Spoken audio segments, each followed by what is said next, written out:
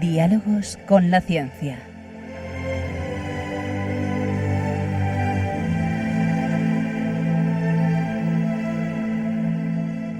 Dirigido por Javier Ángel Ramírez. Buenas noches y bienvenidos al programa especial del Viernes Santo en el que acompañamos a nuestro Señor Jesucristo en su pasión. Empezamos con los papeles de Feliciano.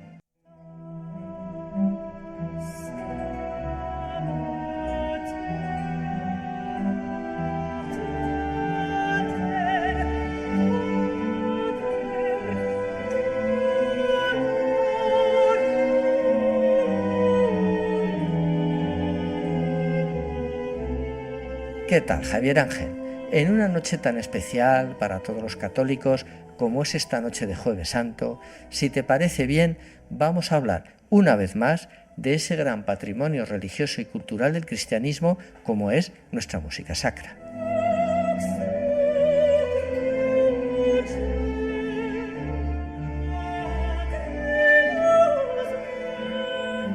Me parece muy bien, Feliciano. De hecho, tal y como dices, en años anteriores, esta noche de recogimiento y de acompañamiento al Señor, ya has dedicado los papeles de Feliciano a los requiems, misereres y lamentaciones. Pues este año vamos a hablar de otra pieza clásica, pero muy clásica, de la Semana Santa, como es el Stabat Mater.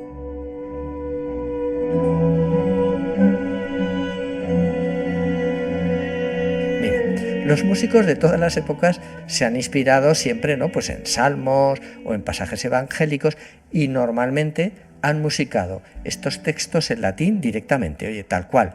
O incluso, pues a veces, como en el caso del Mesías, que comentábamos en Navidades, pues buscaban algún escritor o algún poeta que se lo tradujera y adaptara, ¿no?, confeccionando un verdadero guión. Y para poner títulos a estas composiciones, la verdad es que no se rompían mucho la cabeza. Mira, aprovechaban las primeras palabras de cada salmo, ¿no?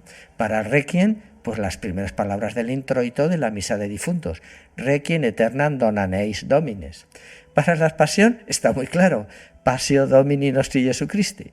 Y para el Miserere, pues la primera palabra del Salmo de arrepentimiento que compuso el rey David después de ponerle los cuernos a Urías y de mandarlo a asesinar para evitar reclamaciones. Miserere meis Deus. Efectivamente, estos músicos no se rompían mucho la cabeza. Entonces, para el Stabat Mater tampoco habrá mucho que pensar, ¿no? Stabat Mater dolorosa, justa crucem lacrimosa. Pues efectivamente, oye, hicieron lo mismo. Tomaron el principio de la secuencia católica. Espera. Antes de seguir, para los que no estamos tan versados en liturgia, explícanos qué es eso de la secuencia. La secuencia es un himno litúrgico de origen medieval, muy solemne y además tiene que ser en verso, tiene que rimar igual que un poema y se canta antes del Aleluya y del Evangelio y las grandes festividades. Bueno, pues el Stabat Mater es un poema medieval de origen franciscano, datado más o menos ahí pues por el siglo XIII y que empieza así: Stabat Mater dolorosa, justa crucem lacrimosa. Stabat Mater dolorosa, justa crucem lacrimosa. Y relata el dolor y la vigilia de la Virgen María durante la crucifixión y muerte de su Hijo Jesús. Escucha, Javier Ángel, escucha cómo riman los versos. Cuius animam gemente, contristatam et dolente. Oye, Feliciano, ¿y en qué festividades se canta el Stabat Mater Dolorosa? Pues lógicamente en la festividad de Nuestra Señora de los Dolores, que creo que cae por el 15 de septiembre. Sí, claro, el 15 de septiembre. Vale, y por supuesto en toda la Semana Santa. Mira, los primeros Stabat Mater surgen con el canto gregoriano. Noquam tristis et afflicta fuit labere. Qué paz de espíritu deja siempre el canto gregoriano. y qué razón tienes, Javier Ángel, pero mira, la polifonía renacentista, oye, tampoco se queda atrás, ¿eh? Escucha.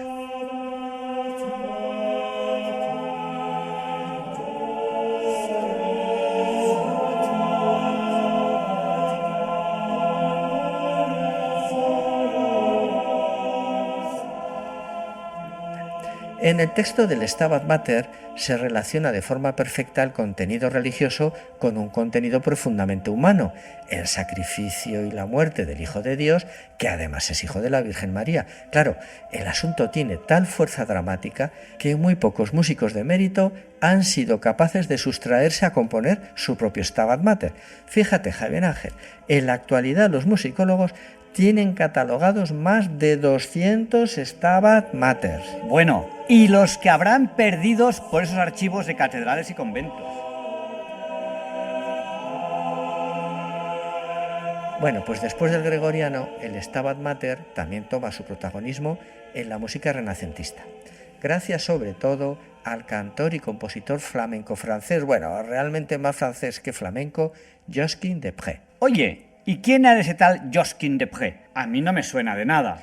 Bueno, es que realmente fue un músico bastante misterioso. Mira, de hecho, hubo dos cantores coetáneos con el mismo nombre y además los dos cantaron en un momento dado en el coro del Papa, ¿eh? Pues vaya lío, ya es casualidad. Y claro, pues ha habido multitud de confusiones. Pues para enredarlo todo más si cabe, a nuestro Josquin des Prez le pasó algo parecido a lo que le ha pasado al famoso ingeniero Gustave Eiffel. ¿Te refieres a Eiffel, el de la Torre Eiffel de París? Sí, al mismo. Mira, Javier Ángel, tú que eres ingeniero, arquitecto y todas esas cosas, ¿no te has dado cuenta que cuando llegas a una ciudad europea y hay una estructura del siglo XIX hecha de hierro con remaches, pues a ver, un puente, una pasarela, la cubierta de un mercado, en fin, enseguida te dicen: esto es de Gustave Eiffel. O de algún alumno suyo. Sí, vamos, como si en el siglo XIX no hubiera habido más ingenieros. Pues con Josquin des Prez ha pasado algo muy parecido. Ni en su época ni en siglos posteriores, él murió a principios del siglo XVI, había discos, ni mucho menos Spotify. Entonces la música se vendía en partituras. Y claro, los copistas, pues que no eran tontos, a todas las partituras que rescataban de polifonía renacentista sin firma reconocida, les ponían la firma del afamado Josquin des Prez. Y así se vendían mucho mejor. Vamos, que se las quitaban de las manos. Imagina, Javier Ángel, en estos 4 siglos, la cantidad de música que se le ha atribuido al artista. Hoy en día, sesudos musicólogos están haciendo estudios muy serios y al pobre Josquin lo están dejando tiritando al despojarlo hasta de sus composiciones más celebradas. Pobre Josquin. Pues sí, pobre Josquin. ¿En qué lío lo han metido él que no se metía con nadie?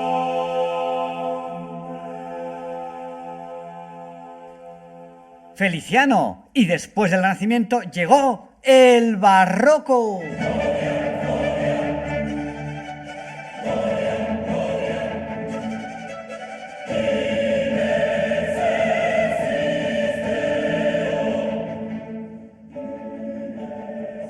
Y allí nos encontramos con don Antonio Vivaldi, el cura rojillo. Pero en el siglo XVII había curas comunistas si no había nacido Marx. No, hombre, no. Es que Vivaldi era pelirrojo. Ah, ya decía yo.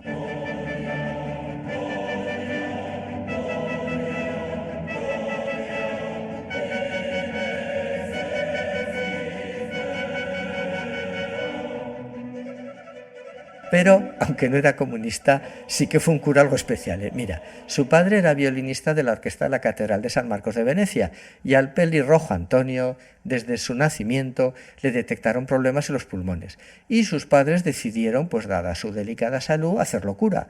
Pero Antonio, a la vez que progresaba en sus estudios eclesiásticos, sacó a la luz unas dotes musicales excepcionales, convirtiéndose en un gran violinista y compositor. Llegó a cantar misa, pero era muy reacio a celebrar. De hecho, muchas veces dejaba las misas a medias sin acabar, alegando que no tenía fuerzas ni para alzar. Entonces, digo yo que dejaría el sacerdocio. No, jamás. Él murió siendo sacerdote y además fue un hombre muy creyente, aunque no celebraba misas. En Venecia existía un hospicio para chicas desvalidas llamado el Ospedale de la Pietà. Este hospedale era un verdadero conservatorio donde daban a las huérfanas una exquisita educación musical. Allí contrataron a Vivaldi como profesor y obtuvo grandes éxitos al frente del coro y la orquesta del Ospedale, incluso actuando como violín solista. Oye, tenía que componer por contrato 2 conciertos al mes y luego ejecutarlos en público. Y ya, claro, no paró de componer. Fue un músico muy prolífico, porque a la vez que trabajaba en el Ospedale, compuso cerca de 800 obras y 46 óperas.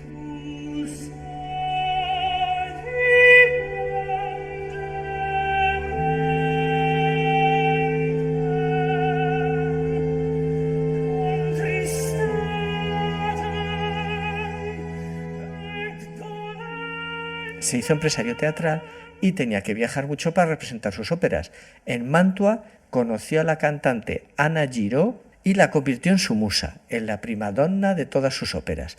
Y también incluyó en su trupe a la hermanastra de la Giraud, Paulina, y con ellas viajaba, trabajaba y vivía bajo un mismo techo. Y claro, Javier Ángel, las habladurías se desataron. Uy, uy, uy. ¿Y qué decía de todo esto el obispo? Pues el obispo estaba que fumaba en pipa, pues la compañía musical de Vivaldi y sus pupilas daba mucho que hablar por allá por donde pasaran. Y pese a las continuas reconvenciones de obispos y cardenales, Vivaldi nunca dio su brazo a torcer, ni celebraba misa, ni dejaba la compañía de sus amiguitas cantantes. Pues vaya con don Antonio. Pues sí, según parece, el cura Rojillo fue un hombre muy animado, pero según testigos de la época, siempre llevaba un rosario en la mano y lo veían rezar en los descansos de los conciertos y de los ensayos. Mira, a lo mejor, Javier Ángel, este transitar tan profundo de Vivaldi entre lo divino y lo humano le inspiró su maravilloso Stabat Mater.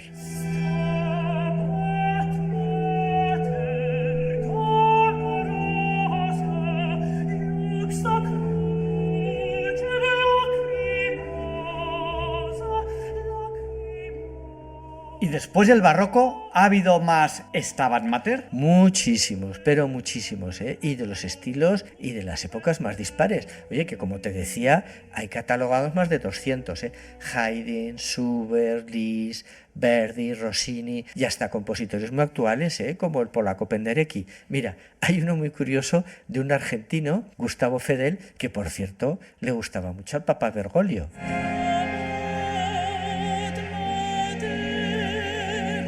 No sé, a mí este Stabat Mater me suena algo porteño, ¿no? Así como de Piazzolla, pero bueno, está bien, está bien.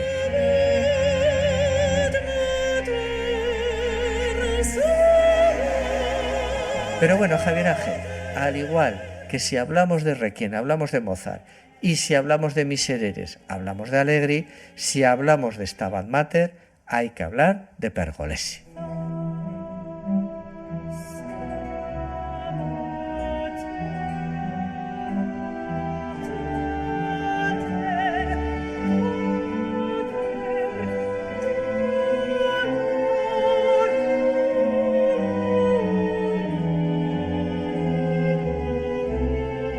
Bueno, Feliciano, ¡qué maravilla!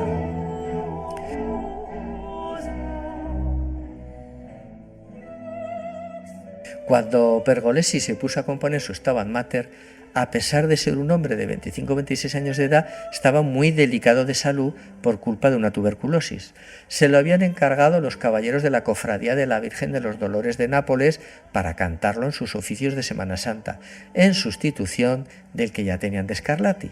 Entonces Pergolesi, en vez de romper con la composición anterior de Scarlatti, pues bueno, que parecía lo lógico, ¿no? Borrar todo lo antes para decir aquí estoy yo, pues tuvo la genialidad de adoptar sus mismas formas con 2 cantantes solistas, una reducida orquesta de cuerda y bajo continuo.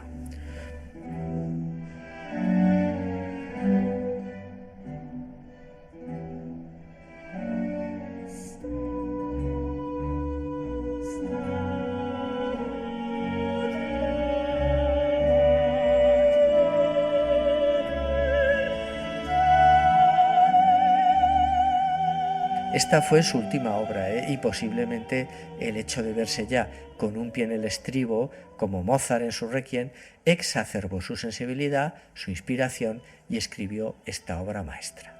El Stabat Mater de Pergolesi se considera la composición musical más influyente del siglo XVIII. El mismo Bach, oye, y estamos hablando de Bach, nada menos, pues hombre, el hombre hizo ahí sus trampillas para hacerse con las partituras antes que sus colegas, consiguiendo lo que llamaríamos una exclusiva, e hizo una interesante versión en alemán del Stabat Mater de Pergolesi que estrenó 2 años antes de que llegara las partituras de la obra, el original, a Alemania.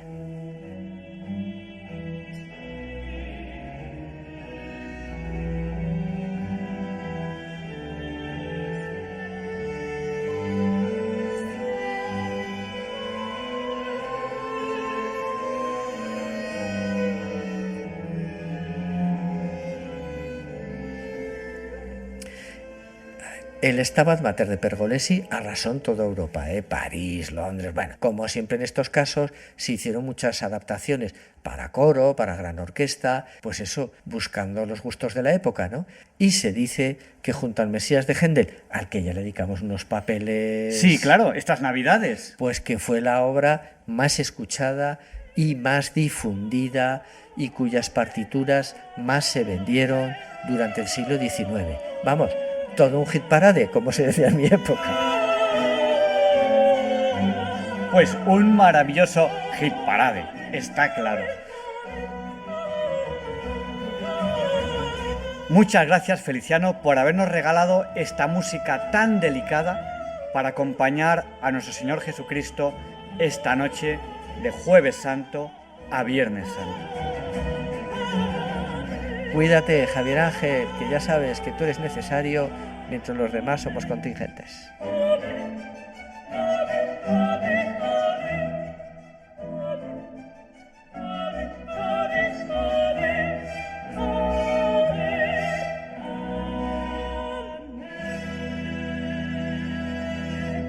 Ahora, Leonardo Daimiel Pérez de Madrid con la sección Pensar y Sentir.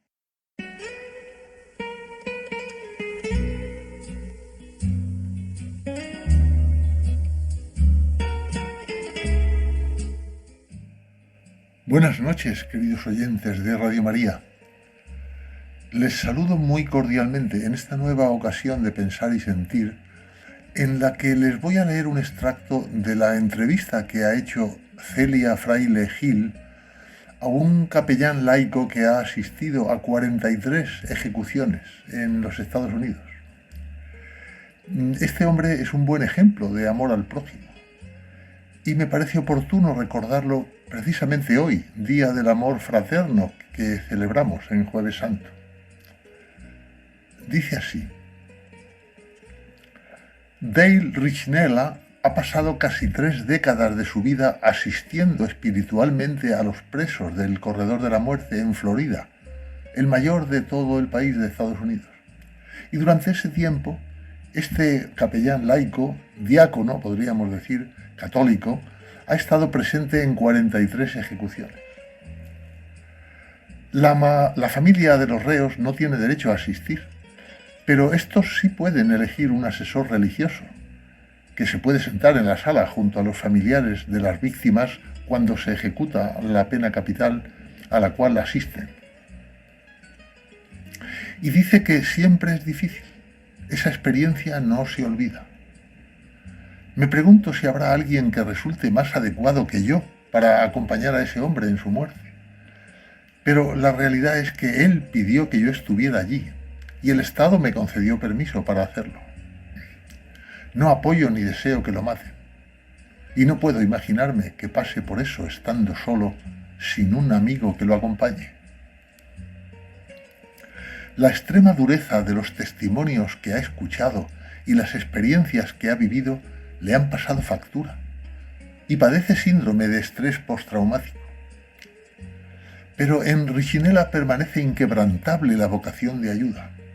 Y añade: ahora que estoy bien entrado en los 70, rezo por ellos y he solicitado la posibilidad de escribir a quienes están en espera de ejecución. Una de las pruebas más extremas a las que se ha enfrentado ha sido la ejecución de Ángel Nieves Díaz en 2006. Este puertorriqueño, condenado a muerte, eligió a Dale como asistente espiritual y su historia traspasó fronteras debido a los graves fallos en el procedimiento de la inyección letal a la que fue sometido. Le causaron terribles quemaduras químicas y tuvo 34 minutos de agonía. Su ejecución fue atroz. El caso fue llevado a los tribunales y Riccinella declaró como testigo. Conté lo que presencié, dice.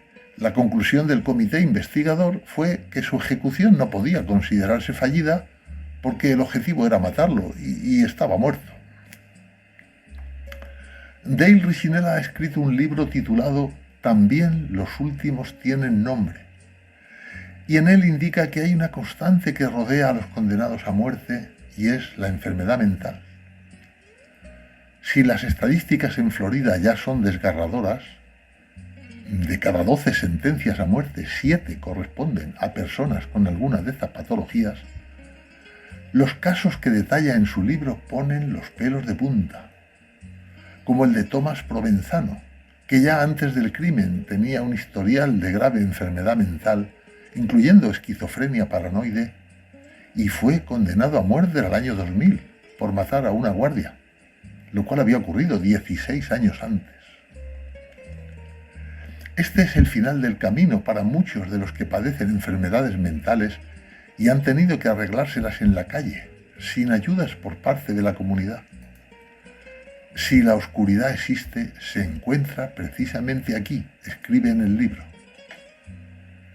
Y este diácono no cree que sea casualidad, sino que todo ello se debe a la creencia arraigada en Florida de que este tipo de patologías son un fallo espiritual o moral en lugar de una discapacidad física.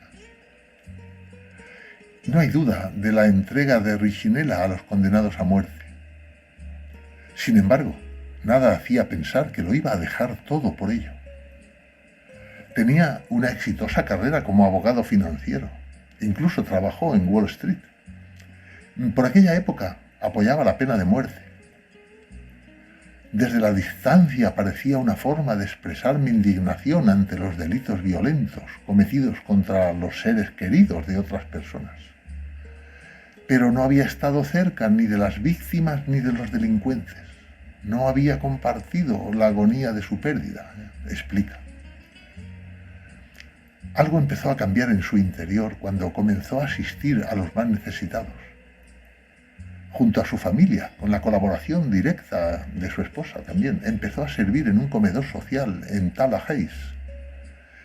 De ahí, Dale pasó a un centro para personas sin techo y después a una prisión para ayudar a los seropositivos, muchos de ellos en fase terminal. Y dice que a medida que me fui involucrando profundamente en el ministerio de la muerte y el proceso de morir, especialmente con quienes sufren en las calles, me di cuenta de que matar intencionadamente a un ser humano no aportaba nada a la sanación de nuestra sociedad. Sin duda debemos contener al delincuente y castigar los delitos, pero podemos y debemos hacerlo sin quitar una vida, dice.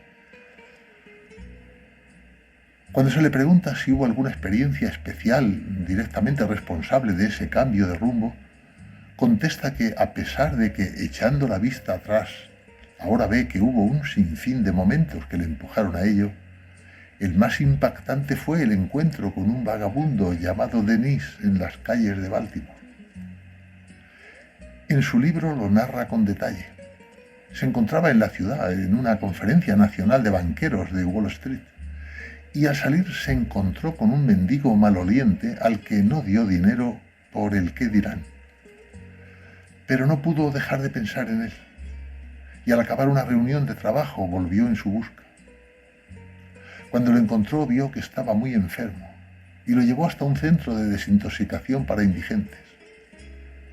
Y justo antes, Dennis estalló en lágrimas y se abrazó a él mientras gritaba una y otra vez: «Por favor, Dios, no me dejes morir así».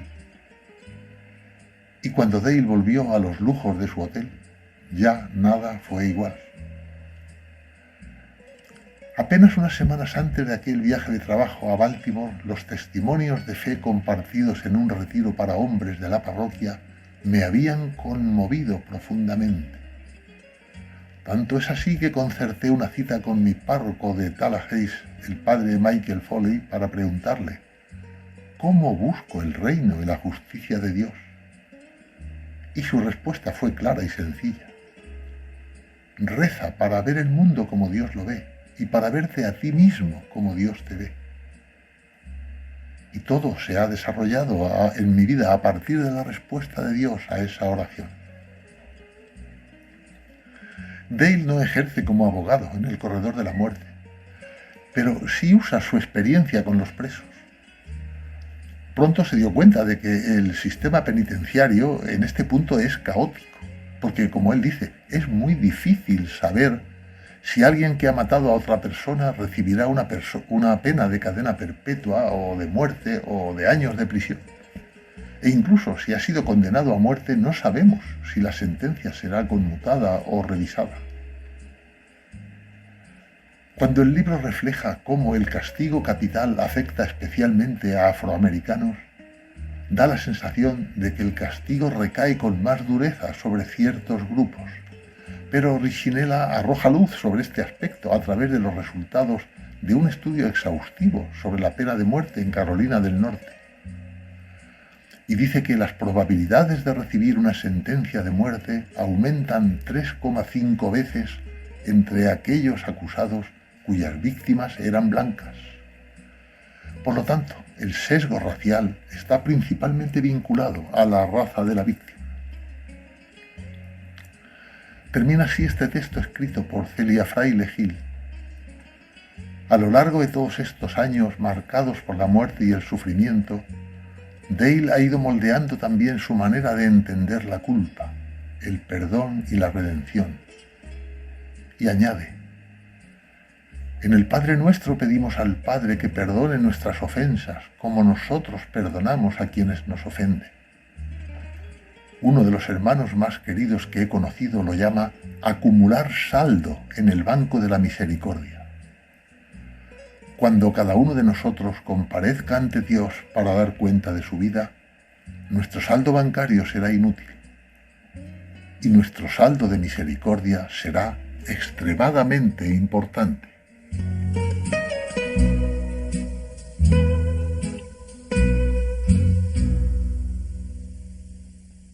A continuación tenemos a mi hermana R² con su sección ¿Cómo entender eso que no entiendo? Muy buenas noches a todos, yo soy R², Ruth Ramírez, y bienvenidos una vez más a la sección de cómo entender eso que no entiendo. Hoy vamos a hablar de por qué parece que cuando vamos creciendo el tiempo pasa más rápido. Pero antes de empezar, hoy nos ayudará a entender esto Teresa. Hola, buenas noches. Espero que disfrutéis, así que comencemos. Alegría, come un lampo di vita, alegría, come un pazzo gridar, alegría, vedi il tuo grido, vera lucente pena, se re, come la rabbia di amar, alegría, come un assalto di gioia.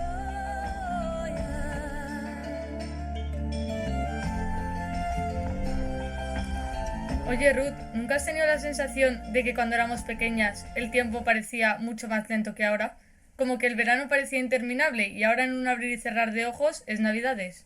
Es una pregunta muy interesante, porque en realidad el tiempo de los relojes, no cambia en absoluto. Un minuto sigue durando lo mismo, siempre. Lo que sí que cambia es nuestra forma de percibirlo. Y esto es algo que ya intuían los griegos, que distinguían entre dos tipos de tiempo, el cronos y el kairos. El cronos es el tiempo que se mide, el que organizamos con horarios y calendarios.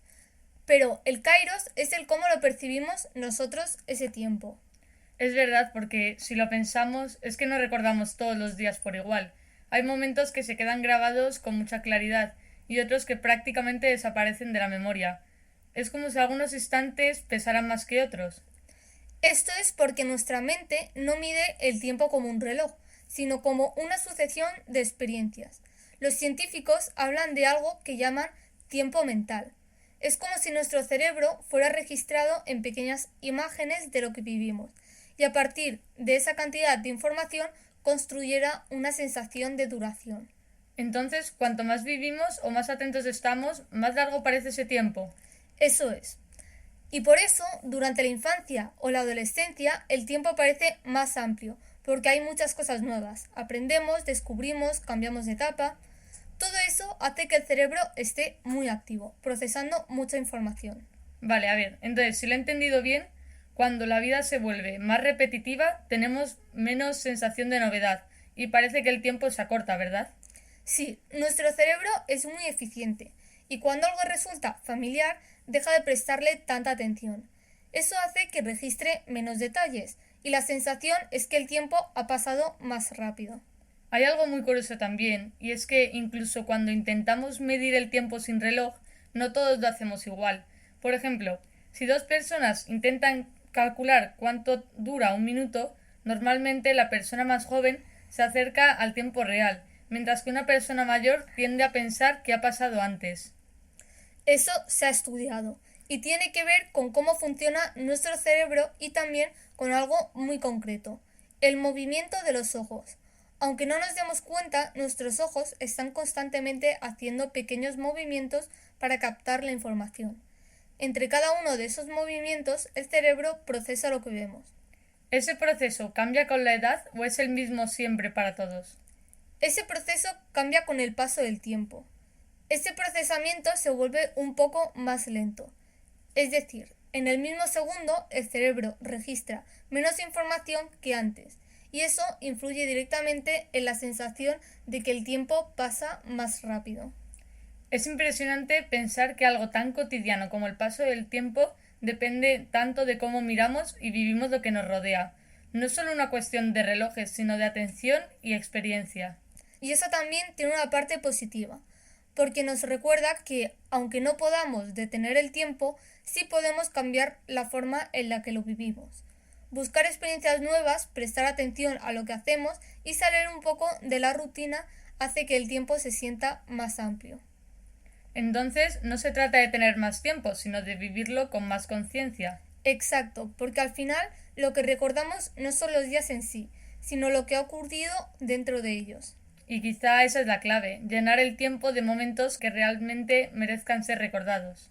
Básicamente que el tiempo pasa igual de rápido seamos más pequeños o más mayores. Lo único que depende de la conciencia e importancia que le demos. Eso hará que pase más rápido o más lento. Espero que hayáis disfrutado y aprendido algo nuevo. Buenas noches y hasta la próxima.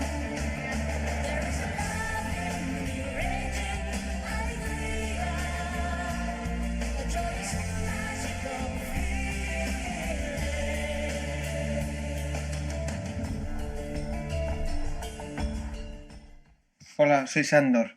Ahora, entrevista de la semana. ¡Música, maestro!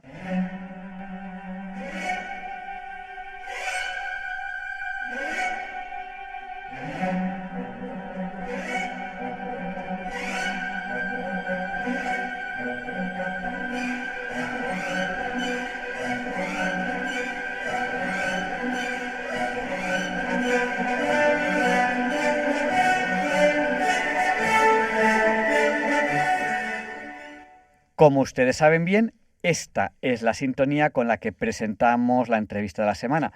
Y la entrevista de hoy ya la presentamos la semana pasada, porque tenemos aquí a Andrés Romera. Él es doctor, ingeniero de caminos, canales y puertos, un estudioso de temas relacionados también con la religión, un estudioso de temas bíblicos y de muchos temas a este respecto.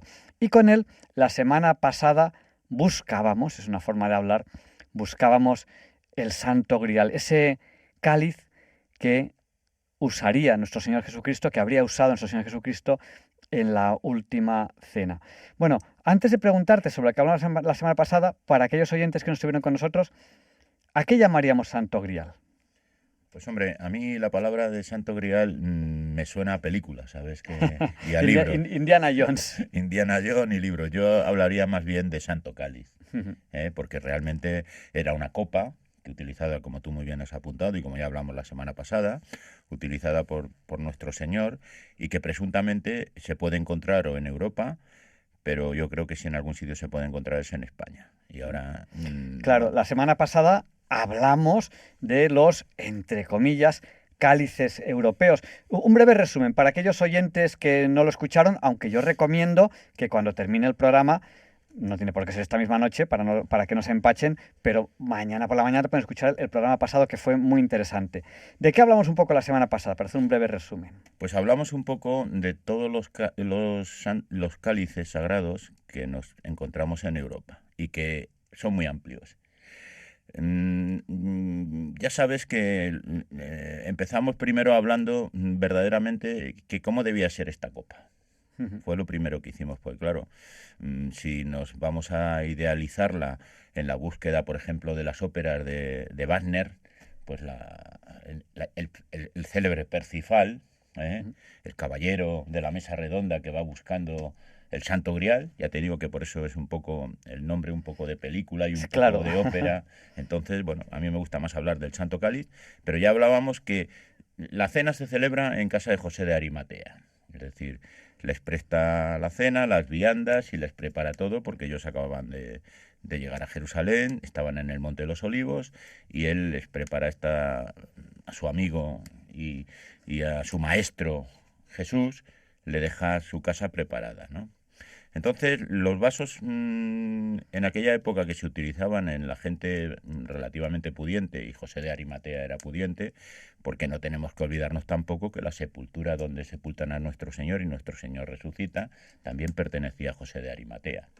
Entonces, José de Arimatea tenía que tener un vaso de lo que era típicamente los vasos de aquella época, que eran vasos normalmente de ágata o de ónice, es decir, de un mineral. No es el vaso, como se ha dicho en las películas, de madera de un carpintero, sino que en esa casa tenía que haber vasos, que eran los que bebían normalmente los judíos, que estaban hechos con piedra. En un vaso de madera no se celebraría esa cena, la cena pascual. Correcto. En un vaso de madera no podría ser. No podría ser, pero en un vaso de piedra sí, que era los que utilizaban allí. Entonces, ya hablamos de que los santos cálices que en teoría hay en Europa, pues ninguno es de piedra, ya lo dijimos. Entonces, todos son de materiales diversos, ¿no?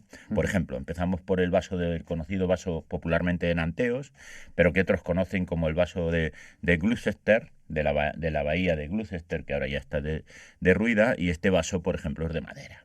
¿Qué decía la tradición sobre esto? Pues que lo llevó allí José de Arimatea. Entonces es un vaso que, en teoría, cuando se le ha sometido a las pruebas, pues se ha visto que no era el vaso, no podía ser, por la datación que tenía, no podía ser el vaso de la última cena de Cristo. Luego, en Dinamarca también ha aparecido, pero claro, en Dinamarca, ¿cómo era el vaso este? De plata. Pues tampoco podía ser. Una vez que se le data, este vaso sí que estaba en la época temporal, porque ya dijimos que estaba entre el 150 y el 1 antes de Cristo. Pero claro, ¿qué ocurre? Que según la orfebrería de esa plata, como estaba trabajada, pues había sido hecho por una tribu que eran los tracios. Entonces los tracios no estaban cerca de Jerusalén. O sea que también descartado. Luego ya tenemos un vaso en Italia, que es el Sacro Catino. Sacro Catino, ya tiene una historia más larga, que es que viene a través de unos en las primeras cruzadas cuando se toma Jerusalén, unos cruzados genoveses, precisamente porque este Sacro Catino está en Génova, en la catedral de Génova, y bueno, pues unos genoveses se lo traen y se lo dan luego precisamente al obispo en pago a una deuda que tenían con él, el municipio de Génova. Pero tampoco podía hacer, porque una vez datado se ha visto que este vaso es del siglo XIV posiblemente. Y luego tenemos ya por último el cáliz de Antioquía. Este cáliz de Antioquía, que podría ser una lámpara de aceite, como ya dijimos, en vez de un cáliz, pues es también una copa de plata. Y entonces lo encontraron unos campesinos sirios cerca de la localidad de Hamá, pero en el siglo XX ya. Entonces Este es de los cáliz que se han encontrado, digamos, que tenemos la tradición de los más modernos. Entonces, este está en el Museo, como dijimos, Metropolitano de Nueva York. También por la datación se ha visto que no podía ser de la época de Cristo, en las proximidades del siglo I después de nuestra era, o sea, el siglo I de nuestra era. Y está en el Metropolitano de Nueva York, en el Museo Metropolitano, y estuvo incluso en el año 33, como dijimos, en la Exposición Universal de Chicago. Y estos son los cálices que tenemos por ahí. Claro, y entonces ahora ya llegamos a España. Recuerdo, por si alguien se acaba de llegar a la entrevista, que estamos con Andrés Romera, doctor ingeniero de Caminos, Canales y Puertos, estudioso de muchos temas bíblicos, y con él estamos hablando del Santo Cáliz. Y hoy, esta semana, queremos hablar de los santos cálices, que alguno de ellos podría ser el auténtico, pero ya nos vamos centrando. Hemos hablado de los que están por Europa y esta semana queremos hablar de los que están en España. Y antes de empezar a hablar de esos cálices, ¿desde cuándo se habla de santo cáliz en España? Santos cálices españoles, podríamos llamarles así. Pues hombre, yo creo que, como hemos estado hablando antes, y dijimos la semana pasada, estos cálices normalmente se empieza a hablar hacia el siglo XI en toda Europa, ¿no? De ellos, tanto de Dinamarca, se descubren en esa época y se empiezan a utilizar en toda la Edad Media como reliquias, porque no olvidemos, y ya lo hemos comentado Javier Ángel, que las reliquias son precisamente muy, digamos, muy apreciadas en toda la Edad Media. Y tenemos reliquias desde la Sábana Santa, tenemos reliquias de la Cruz de Cristo, astillas de la Cruz de Cristo, tenemos también el paño de la Verónica, etcétera, etcétera. Es decir, que estos serían unas reliquias, las que hablamos de Europa, que aparecen hacia la Edad Media, pero aquí en España tenemos precisamente un cáliz, que es el cáliz que está en la Catedral de Valencia, que ese ya tenemos referencias hacia mediados, o sea, hacia el siglo V antes de Cristo, porque en teoría, sobre esa época, antes de que los árabes llegaran a España, en teoría se le trajo ya desde Roma, lo trajeron aquí. ¿Pero antes de Cristo o después de Cristo? Después de Cristo, perdón. Vale. Estaba yo antes de Cristo, joder. Me había ido yo muy antes. Claro, digo yo, pues es raro. No, el siglo V después de Cristo, antes de que nos invadieran en el siglo VIII los árabes, ¿no? Entonces este cáliz, ya se empieza a hablar de este cáliz, que está precisamente cerca del Pirineo, en la zona de Huesca, ya se empieza a hablar de que este es el cáliz de Cristo. Por lo tanto, digamos que aquí en España la tradición es muy anterior. Desde luego había estado en Roma, según las fuentes, y había sido llevado allí por San Pedro, con lo cual, si hablamos en Italia, este cáliz ya tiene una tradición muy antigua, y si hablamos de España, estamos hablando del siglo V después de Cristo, que es de los que se empieza a hablar antes en toda Europa. Por lo tanto, la tradición es, como ves, bastante anterior al resto de los europeos. Porque este cáliz, que ustedes lo pueden buscar ahora, si quieren buscar una foto en internet, simplemente ponen Santo Cáliz Valencia, lo verán que es realmente vamos a llamarle vaso, un vaso de piedra. Correcto. Y luego unos ornamentos de plata que no son de la época, se le han puesto después un poco para, digamos, no sé, para ornamentarlo, para decir aquí está, pero eso no corresponde a la época, no sería de esa manera cuando lo pudo usar nuestro Señor Jesucristo. Por supuesto, o sea, eso, como tú muy bien has dicho, ha sido un ornamento que se le ha puesto a posteriori, porque este cáliz perteneció no solo a la Iglesia, sino también a los reyes de Aragón en un momento determinado. Entonces, bueno, pues formando parte de su tesoro, pues se le adorna. Pero realmente cuando se le quita todo lo que tiene alrededor, ornamental, se descubre que es una piedra de ágata, de ónice, que precisamente datada podía pertenecer perfectamente, es de la época de nuestro Señor, de cuando celebra nuestro Señor la Última Cena. Por lo tanto, perfectamente podía ser el que se utilizó en la Última Cena. Y entonces, ahora, si quieres, pasaremos a otros posibles cálices. O sea, hay mucha gente, muchos estudiosos que apuestan fuerte por este cáliz. Incluso el Papa, me parece que fue Benedicto XVI, me parece que fue, quiso celebrar con este cáliz. Sí, pero la Iglesia dice que es una reliquia histórica, la Iglesia. Otra cosa es la confederación de la síndone y tal, Claro. pero esos no son religiosos. O sea, la Iglesia lo que ha reconocido es que es una reliquia histórica, no ha dicho que es el cáliz. Claro, reliquia, para que nos entendamos, significa recuerdo. Correcto. La Iglesia no se postula diciendo, pues es porque tampoco lo puede asegurar. No, es que no podemos asegurarlo nadie. Ahora vamos a hablar, si te parece, del otro cáliz, y luego entraremos en profundidad a buscar su historia, su recorrido y a ver quién puede ser, según las evidencias, más el cáliz o no, pero no lo podemos asegurar. Claro, o sea, no hay una certeza al 100%. No. Bueno, hemos hablado del cáliz de Valencia. ¿De qué otro cáliz podemos hablar? Y estamos hablando de el Santo Cáliz en España, ¿no? Correcto, pues el que está en la colegiata de San Isidoro, en León, que es el conocido como cáliz de Doña Urraca. Porque precisamente Doña Urraca fue el que lo depositó allí en la colegiata, y para que se le tuviera, digamos, adoración, es decir, para que los fieles pudieran acudir allí. Es verdad que no ha tenido, digamos, el recorrido histórico del otro en cuanto a su magnificencia, porque este empieza más tarde, estamos hablando del siglo XI, cuando Doña Urraca lo deposita allí, y el otro ya vimos que llega a España aproximadamente en el siglo V, y entonces, claro, hay seis siglos de diferencia, pero este cáliz también tiene su recorrido, y es lo que tenemos que hablar. Son los dos únicos cáliz que tenemos en España, pero que si me preguntas, cualquiera de estos dos tiene más evidencia de poder ser el cáliz de la última cena que cualquiera de Europa. El primero porque ambos son de piedra, de ónice, de ágata, de lo que tenían allí. Tienen la forma y tienen también el mineral con el que se hacían los vasos de aquella época. Y dataos pertenecen a esa época. Por lo tanto, cualquiera de los dos podría ser. Y tenemos que decir podría ser porque, como tú muy bien apuntabas antes, no tenemos evidencia. Y si la Iglesia las hubiera tenido claras, pues no lo hubiera declarado una reliquia histórica, sino que verdaderamente hubiera afirmado que era el vaso que utilizó nuestro Señor en la última cena.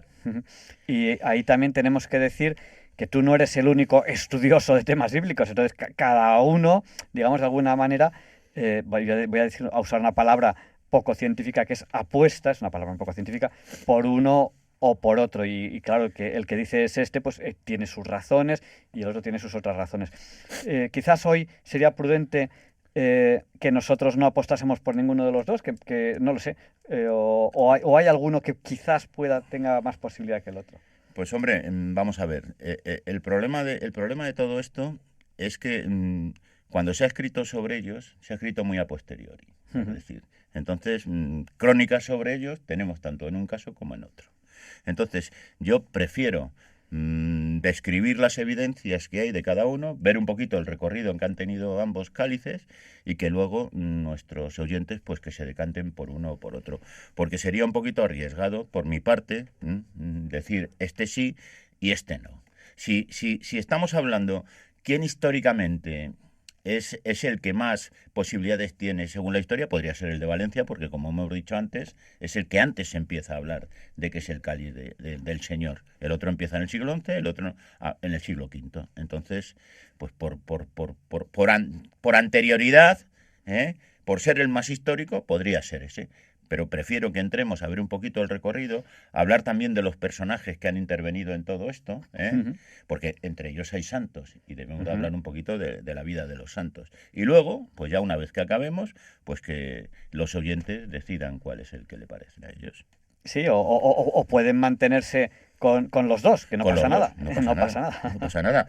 Hombre, vuelvo a repetir, vasos en aquella época de gente pudiente en Jerusalén, pues no había solo dos, habría bastantes. Entonces, claro, ¿qué probabilidades hay de que uno de los dos lo sea? Pues hombre, por eso la Iglesia no se puede definir. Pues claro, es que no era el único vaso que habría de piedra, ni los dos únicos. La Iglesia intenta definirse en aquello que tiene muy seguro. Aquello que no tiene muy seguro, pues la Iglesia además es lo correcto, tiende a ser prudente. Bueno, pues cuéntanos un poco. Y vamos a hablar de recorridos. Pues vamos a hablar, si te parece, empezamos por el más reciente, ¿eh? Y dejamos el más antiguo, que tiene un recorrido mucho más amplio y hay figuras, digamos, de la historia más significativas con las que podríamos entrar a hablar de ellas. Pues ¿no? el más reciente, Es el de Doña Urraca. el posible Santo Cáliz del León de Doña Urraca. Correcto. Entonces yo creo, me gustaría empezar hablando de Doña Urraca, porque Doña Urraca es un personaje poco conocido, pero digamos que es la refundadora de la ciudad de Zamora. Y claro, como estamos en Semana Santa y como nuestros oyentes sabrán, pues una de las profesiones, digamos, más respetuosas y más fidedignas y que se siguen realizando como en siglos pasados, son las que se realizan en Castilla y León. Y en particular hay dos sitios donde tienen tradición de procesiones, que son Valladolid y sobre todo Zamora. Entonces Doña Urraca es la que manda construir la Catedral de Zamora, pues hacia el año 1070 de nuestra era, es decir, en el siglo XI. Y refunda la ciudad porque me gustaría recordar a los radioyentes que Almanzor, cuando hace la racia camino de Santiago de Compostela para llevarse las campanas y casi 20.000 esclavos que se llevó a su Córdoba, pues arrasó Zamora. Y entonces Zamora quedó despoblada. Y luego ya se volvió otra vez a poblar gracias a Doña Urraca, que la nombró su padre Fernando, el rey de Aragón. Bueno, el rey de Aragón, Castilla, el León, en fin, el rey por excelencia de los españoles, que tenía unificados los reinos, pues la nombró a ella señora de Zamora. Porque Fernando, a su muerte, la desgracia que tuvo es que tuvo 3 hijos varones y 2 hijas, que era lo habitual en la Edad Media. Las familias tenían bastantes hijos, muchos se morían, pero otros vivían. ¿Y entonces qué ocurrió en aquella época? Pues en aquella época sus 3 hijos, que eran Alfonso, Sancho y García, Alfonso VI, Sancho II y García, pues tuvo que dividir el reino entre ellos. A Alfonso VI le dio Castilla, a Alfonso VI le dio León, a Sancho II le dio Castilla y a García le dio Galicia. No nos olvidemos que por esta época también es cuando empieza la Catedral de Santiago, construida por el maestro Mateo, de la que hemos hablado ya en otro programa. Se empieza ya a construir la catedral que conocemos ahora, no las que había antes románicas. Se empieza a construir esta catedral en tiempos de García. Entonces, aquí hay unas luchas intestinas porque Sancho II era el mayor y no está contento con que le den Castilla y no le den León, porque claro, el primer reino que se funda después de la Reconquista, que empieza en el Principado de Asturias, es el Reino de León, y a partir del Reino de León empiezan a crecer los distintos reinos, ¿no? Entonces hay una lucha fratricida y se produce el cerco de Zamora, que es muy conocido, porque es cuando Bellido Dolfos, del que hemos hablado también, mata precisamente a traición a Sancho II. Y en ese cerco, ¿quién está? El Cid Campeador. Diego Díaz de Vivar. ¿Por qué está allí? Pues porque precisamente Doña Urraca fue la madrina de armas del Cid Campeador. Y eso posiblemente muchas personas y muchos radioyentes no lo sepan. Entonces, este es un personaje histórico que, como el mío Cid es uno de los personajes de la Edad Media por excelencia de este país y conocido en casi todo el mundo, pues esta persona fue precisamente su madrina de armas. Y le hizo precisamente caballero en una iglesia que hay en Zamora, que es la iglesia de Santiago el Viejo, o más conocida como Santiago de los Caballeros, precisamente por el Cid Campeador. Entonces, esta, Doña Urraca, es precisamente la persona que adorna ese cáliz que era de piedra, como el otro, que lo adorna con sus joyas. O sea que Doña Urraca coge todas las joyas que tenía y cuando su padre, en vida todavía, Fernando, le da el cáliz, ella con sus joyas lo ornamenta, como hemos dicho que también el de la Catedral de Valencia está ornamentado por los reyes de Aragón.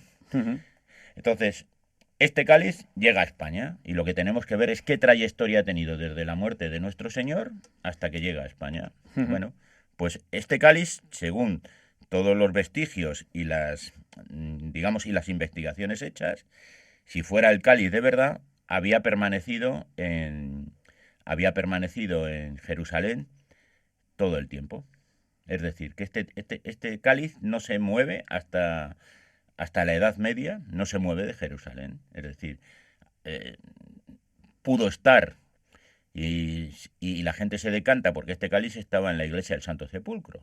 Es decir, que en la actualidad existe y como sabrán nuestros radio oyentes, pues está destinado, o sea, esa iglesia está, digamos que colegiada por las 3 religiones. Las llaves las tiene un musulmán y luego dentro hay una zona para judíos y para cristianos. Entonces, esta es una iglesia con mucha tradición y en teoría allí estuvo el cáliz.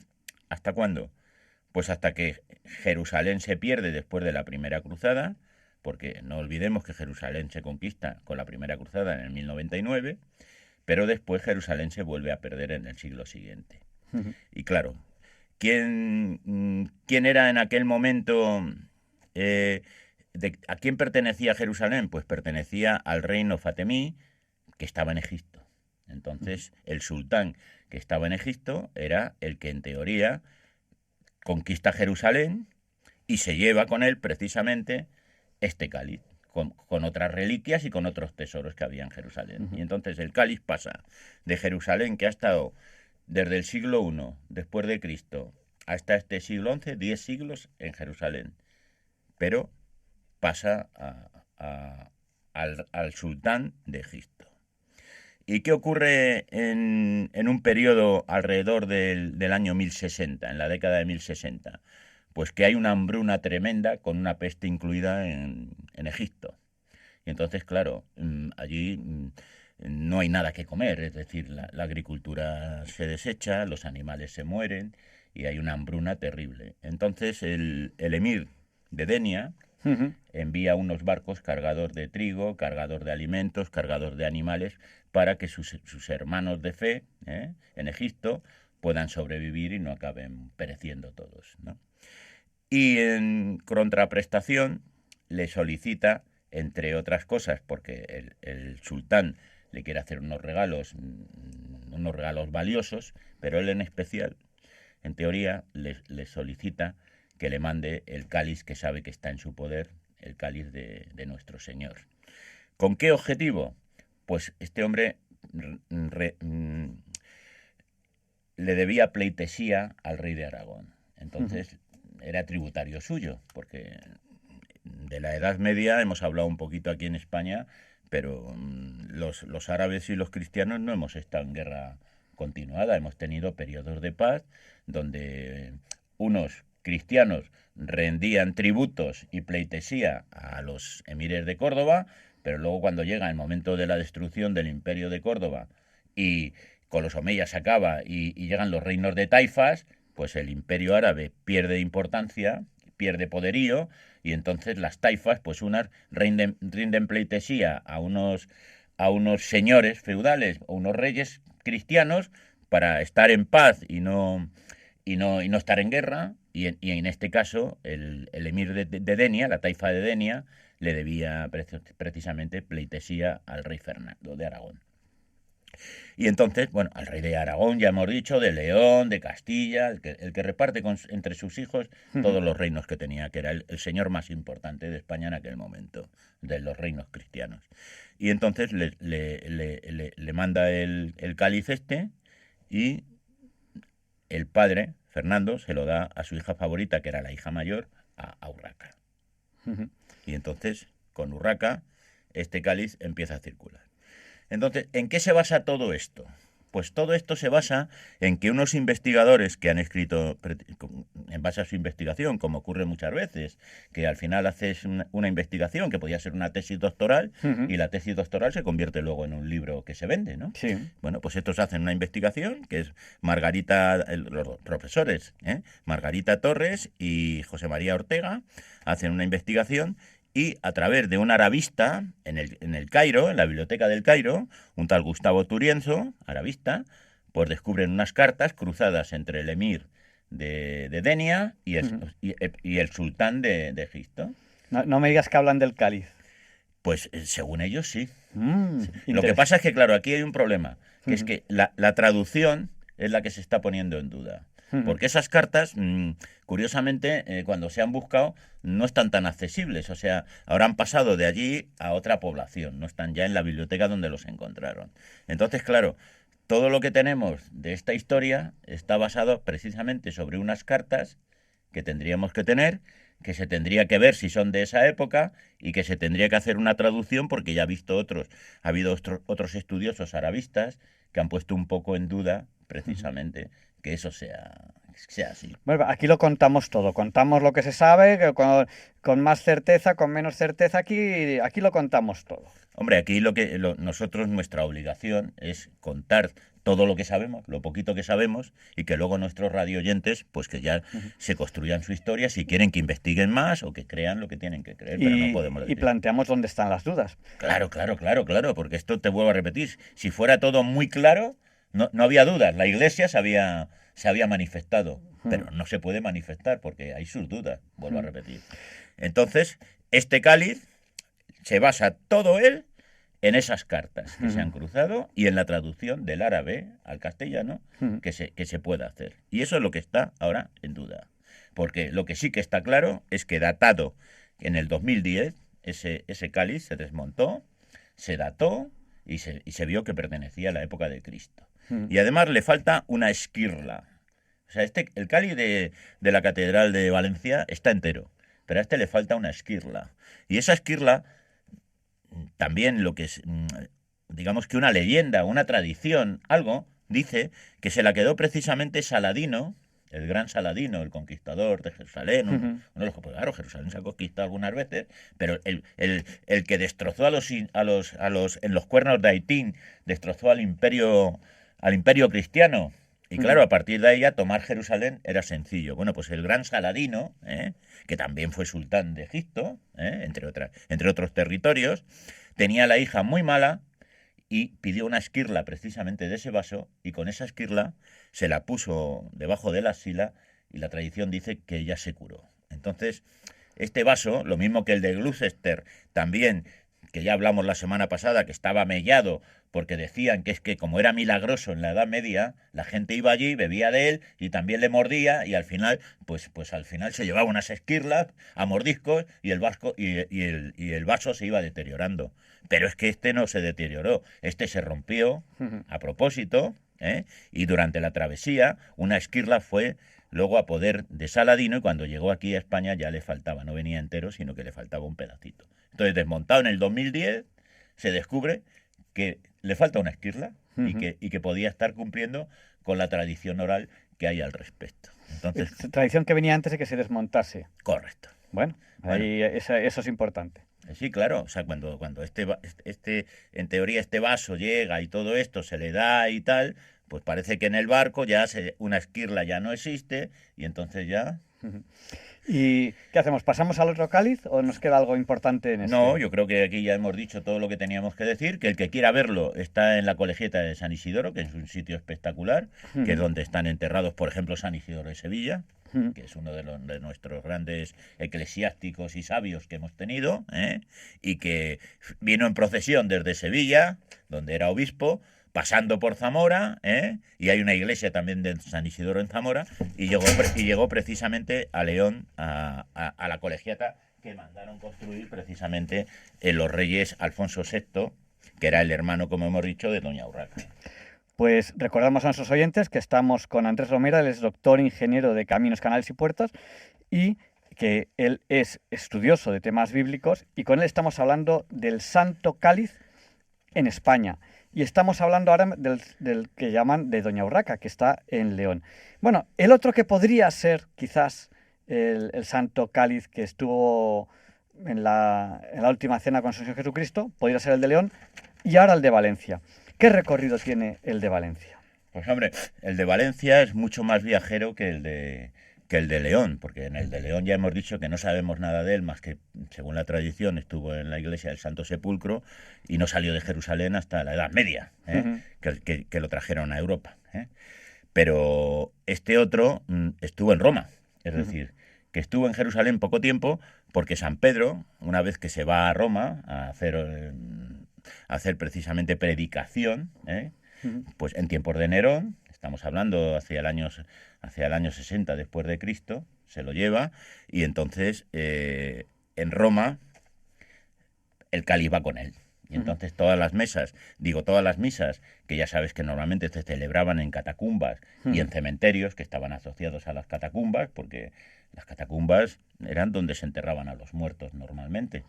Pues allí celebraban la Eucaristía precisamente con el vaso según la tradición, ¿no? O sea que este vaso viaja y está con San Pedro allí hasta que en el año 67 después de Cristo a San Pedro sabes que lo matan, ¿no? Entonces a San Pedro como papa le sustituye San Lino de Volterra, que es el segundo papa, entre el año 67 y 76, y a partir de ahí va pasando de papa en papa hasta que llegamos a Sisto II, a San Sisto. Este papa, a San Sisto, ya estamos en el siglo III después de Cristo. Estamos en los tiempos de Valeriano, el emperador Valeriano, porque aquí hemos estado hablando de todo el tema de que los romanos en un momento determinado dejan de perseguir a los cristianos, pero luego ha habido momentos digamos, de gran tranquilidad y de gloria para la religión cristiana, como en tiempos de Constantino, que la hizo religión oficial del Imperio Romano, pero luego hemos tenido otras personas que lo que han hecho ha sido, cuando han sido emperadores, han sido perseguir precisamente a todo lo que tenía que ver con la religión católica, ¿no? Y eso es lo que ocurre, por ejemplo, como ya hemos dicho, con San Sisto, que murió, y entonces antes de morir, pues este cáliz en el año 225 después de Cristo, que es cuando él nace y muere en el 258, pues poco antes de morir, se lo entregó a San Lorenzo, que San Lorenzo, como sabes, es el patrono de Huesca, que murió en una parrilla, según dice la tradición, o sea, que murió, pues eso... Martirizado, efectivamente, como San Sisto. San Sisto fue degollado, pero a él le martirizaron, ¿no? Y estamos hablando a mediados del siglo III después de Cristo. Entonces, viendo las persecuciones que hay de Valeriano, que se está cargando no solo a los papas, sino a sus diáconos, porque San Lorenzo era el diácono. Entonces, San Lorenzo era el custodio, además era diácono y tesorero de la iglesia en aquel momento. Por lo tanto, era el custodio de todas las reliquias y de todos los tesoros religiosos que tenía la Iglesia de Roma en aquel momento. Entonces, ¿qué hace Sisto? Viendo que las persecuciones se están volviendo cada vez más crueles y tal, le pide a Lorenzo que saque las reliquias de Roma, porque no están seguras.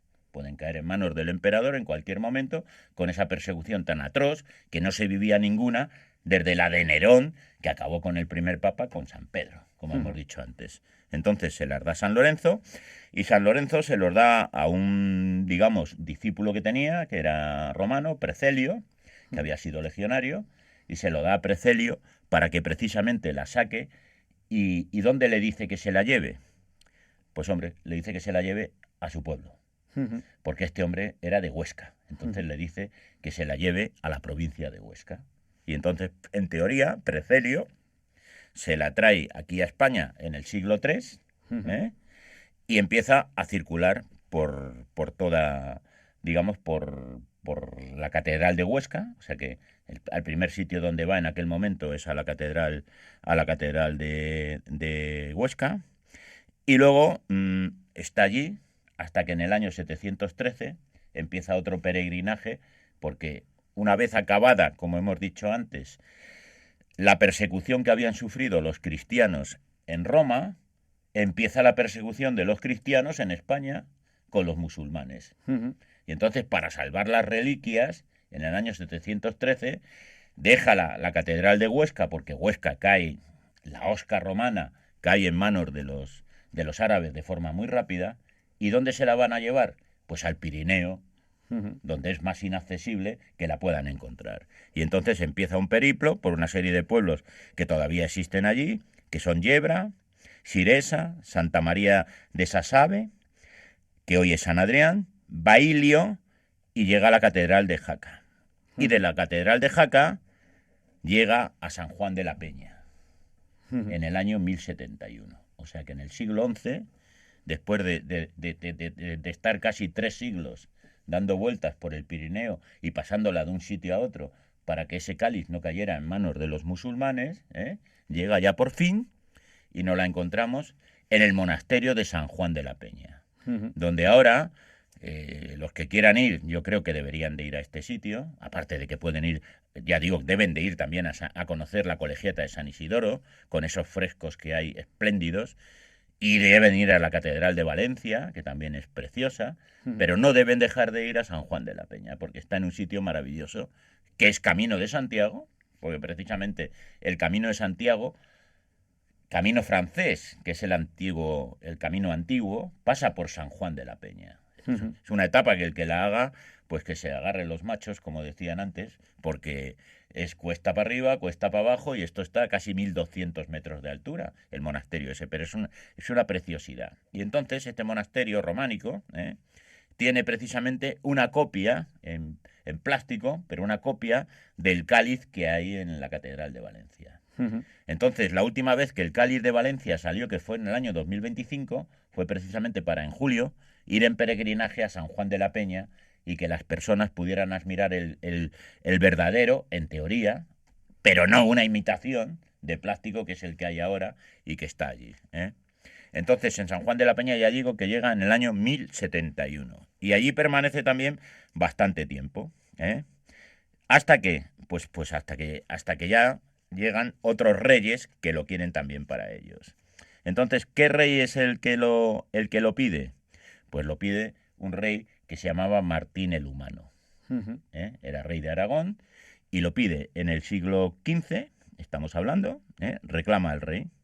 Entre 1400, unas fechas dicen que son 1424, a 1432. Hay una carta, precisamente del rey, pidiéndoselo al abad del monasterio. Y hay una contestación del abad del monasterio diciéndole que se lo da, puesto que lo ha pedido. ¿Y por qué lo pide este rey? Pues este rey lo pide, entre otras cosas, porque como sabe que es milagroso, en teoría, pues para la salud de él y de sus descendientes. Porque este rey tuvo muy mala suerte, se le fueron muriendo todos los hijos que tuvo. Y se tuvo que casar de segundas nupcias porque perdió hasta la mujer. Pero se casó tan tarde que murió antes de poder tener un hijo en segundas nupcias. Y entonces aquí estamos desde el año 1410 hasta el 1412, que se hace el convenio de Caspe y se nombra a un sobrino suyo rey de Aragón. O sea que este hombre, a pesar de pedir la reliquia, llevársela a la alfajería, que es el palacio que tenían los reyes de Aragón en Aragón, hasta que en el condado de Valencia, porque claro, este rey, Aragón en aquel momento estaba compuesto por Aragón, estaba compuesto por Valencia, estaba compuesto por Palma, de Mallorca, y estaba compuesto también por Sicilia, pero además tenía un condado, esos eran reinos, pero tenía el condado de Barcelona. Luego este hombre traslada la corte desde la alfajería de Zaragoza hasta Barcelona, y entonces la reliquia viaja desde la alfajería en Zaragoza hasta Barcelona hacia el siglo XV, 1410, estamos hablando. En 1402, como decíamos antes, hay un acuerdo, que es el acuerdo de Caspe, y a un sobrino suyo se le nombra rey. Y al hijo de este rey, que fue precisamente Alfonso V el Magnánimo, es el que ya al final se lo cede a Valencia y va a la Catedral de Valencia. ¿Por qué se lo cede a Valencia? Pues muy sencillo. Este rey tiene problemas con sus reinos de Sicilia y Nápoles, entonces tiene guerras en Nápoles. Entonces ya hemos sabido y hemos hablado muchas veces de que en el Estado español, a pesar de todo el oro y la plata que nos llegaba de América, hemos tenido bancarrotas y han sido precisamente por las guerras que hemos tenido en toda Europa, que normalmente eran de tipo religioso. Pues bueno, este señor tiene en sus, dominios de Nápoles que guerrear durante un cierto tiempo. Las guerras fuera lejos de tu casa cuestan más dinero, porque hay que llevar soldados, pertrechos, hay que llevar de todo, y entonces recibe un préstamo de la Catedral de Valencia. Préstamo que no devuelve, y entonces en prenda el cáliz va a la Catedral de Valencia, pero como no devuelve el préstamo, al final ese cáliz se queda allí. Y ya no sale de Valencia. O sea, como ves... Hasta la actualidad. hasta la actualidad. O sea que, como ves, este es un cáliz viajero, pero por excelencia. Ha recorrido Huesca huyendo de los musulmanes, ha venido desde Roma huyendo de las persecuciones romanas, ha salido del monasterio de San Juan de la Peña en el Pirineo para irse a la Alfajería en Zaragoza y finalmente de la Alfajería se va a Barcelona y de Barcelona va a Valencia. Y ya de allí no sale, salvo en la Guerra Civil nuestra y la invasión napoleónica, que son otros dos momentos de peligro donde ese cáliz sale de la catedral, se oculta y una vez que pasan los peligros vuelve otra vez a la catedral. Pero quitando esos dos periodos interguerras, a principios del siglo XIX y a mediados del siglo XX, no ha salido de la Catedral de Valencia y ahora está allí, salvo en el 2025, cuando sale, siguiendo lo que se llama el Camino del Cáliz, Camino del Cáliz este que hemos dicho que siguió, siguiendo ese camino, llega otra vez a San Juan de la Peña para que los fieles lo puedan admirar allí. Bueno, pues yo creo que es un tema interesantísimo. Yo personalmente lo resumiría con la semana pasada estuvimos hablando de los posibles santos cálices en Europa, vimos que era muy improbable, o sea, resumiendo en una palabra, no. Y esta semana hemos dicho que es muy posible que el cáliz que usó nuestro Señor Jesucristo de estar en algún sitio estaría o bien en León o bien en Valencia, pero en cualquier caso en España. ¿Cómo terminamos la entrevista? ¿Nos ha quedado algo importante en el tintero? Pues yo creo que no, únicamente volver a animar a los fieles y a nuestros radioyentes, que además son fieles todos, que no pueden dejar de visitar estos lugares sagrados.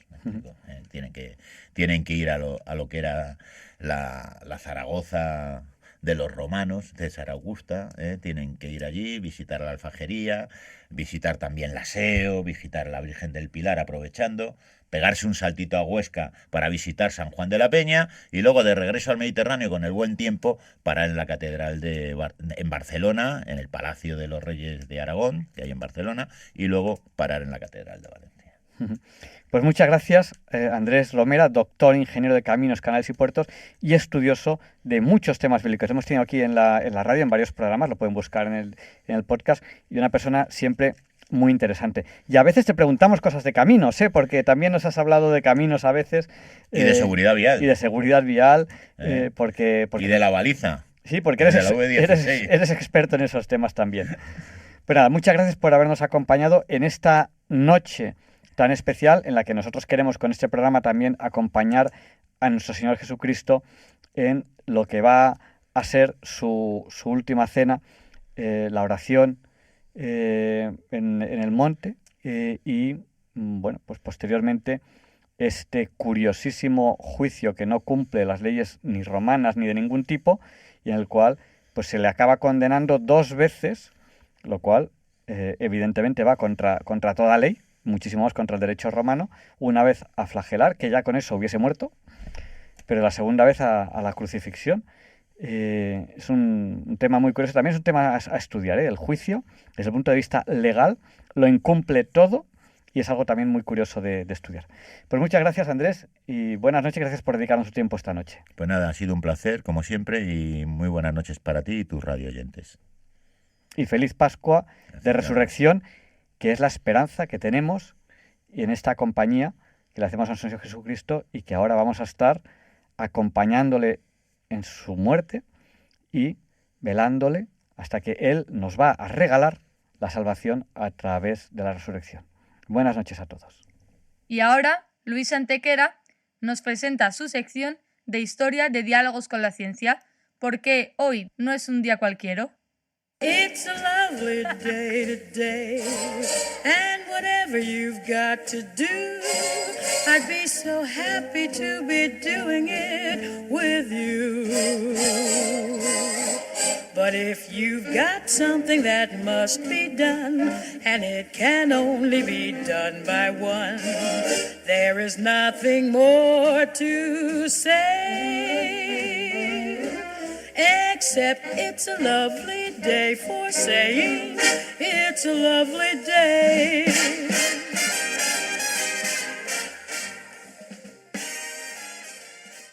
No, Javier Ángel, no dilectos compañeros de Diálogos con la Ciencia, no, queridísimos oyentes de Radio María. Claro que no es un día cualquiera, ningún día es un día cualquiera. Y este 3 de abril que nos disponemos a comenzar ahora mismo, tampoco, porque en fecha tal, pero del año 30, aunque algunos sostienen que fue en el 33, en la parte más oriental del Imperio Romano, concretamente en la emblemática ciudad de Jerusalén, unos desórdenes acaecidos se sustancian con el ajusticiamiento de un profeta itinerante por nombre Yoshua Bar Yosef, Jesús hijo de José, por su traducción al español. Por cierto que Bar es la palabra aramea que significa hijo, mientras que Ben es lo mismo pero en hebreo, más conocido en todo caso como Jesús de Nazaret, al que desde hace tiempo persiguen unas autoridades judías que juzgan subversivo su mensaje de paz y amor universal. La presencia accidental en la ciudad del gobernador romano Poncio Pilato, venido desde Cesarea Marítima, donde tiene su capital, con ocasión de la Pascua, permite a los sumos sacerdotes enardecer a las masas para que éstas reclamen de la manera más violenta la crucifixión del mensajero, a lo que, no sin cierta turbación por su parte, accederá el prefecto romano. Pocas horas después, a las 3 de la tarde, Jesús de Nazaret y con él 2 malhechores pendientes de condena entregaban su vida en una cruz de la que eran descendidos precipitadamente por ser el día en el que los judíos celebraban su fiesta más señalada, la Pascua.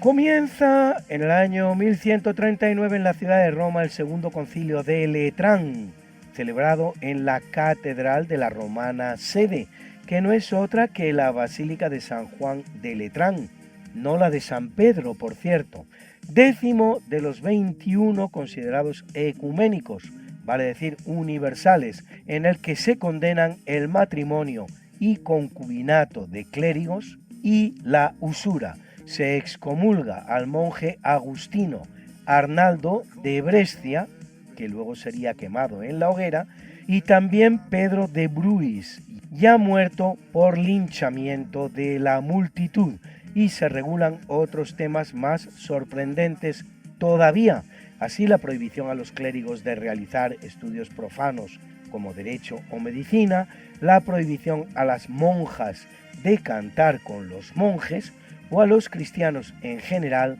de utilizar hondas, arcos y ballestas.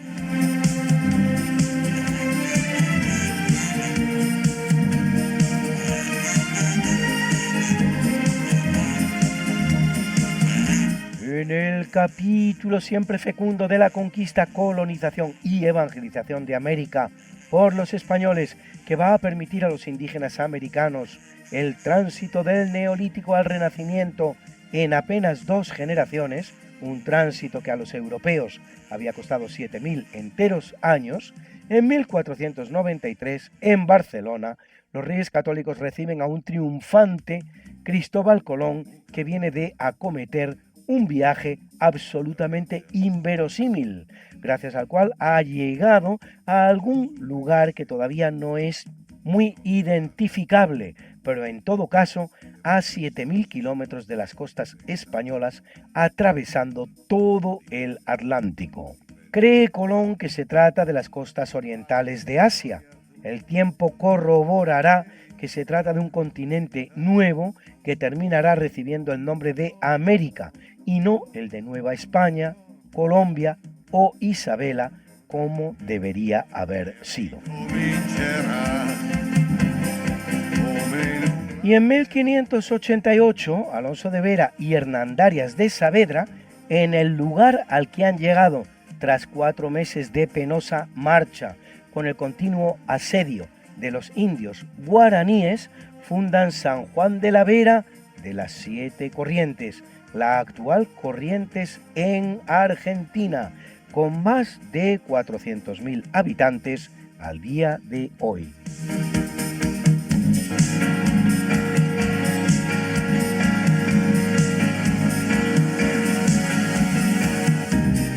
Corriendo el año de 1860 se inaugura en Estados Unidos el servicio postal a caballo llamado del Pony Express, con un recorrido que empezaba en St. Joseph, en Missouri, y llegaba hasta Sacramento, en California, 3.200 kilómetros con casi 200 escalas, recorrido que se hacía en 10 días, aunque no estuvo mucho tiempo operativo, apenas un año. El trayecto era directo y venía a reemplazar el utilizado hasta ese momento, el cual obligaba a atravesar el continente americano por el Paso del Sur o como poco por el Istmo de Panamá, en el que naturalmente no existía aún el canal.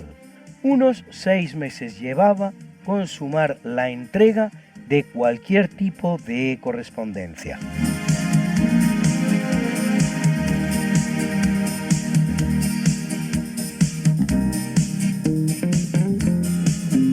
Corre el año de 1919 cuando un decreto del gobierno marca el máximo de 8 horas de jornada laboral, convirtiendo así a España en el primer país del mundo en implementar una medida que luego hará suya la Organización Internacional del Trabajo, la OIT.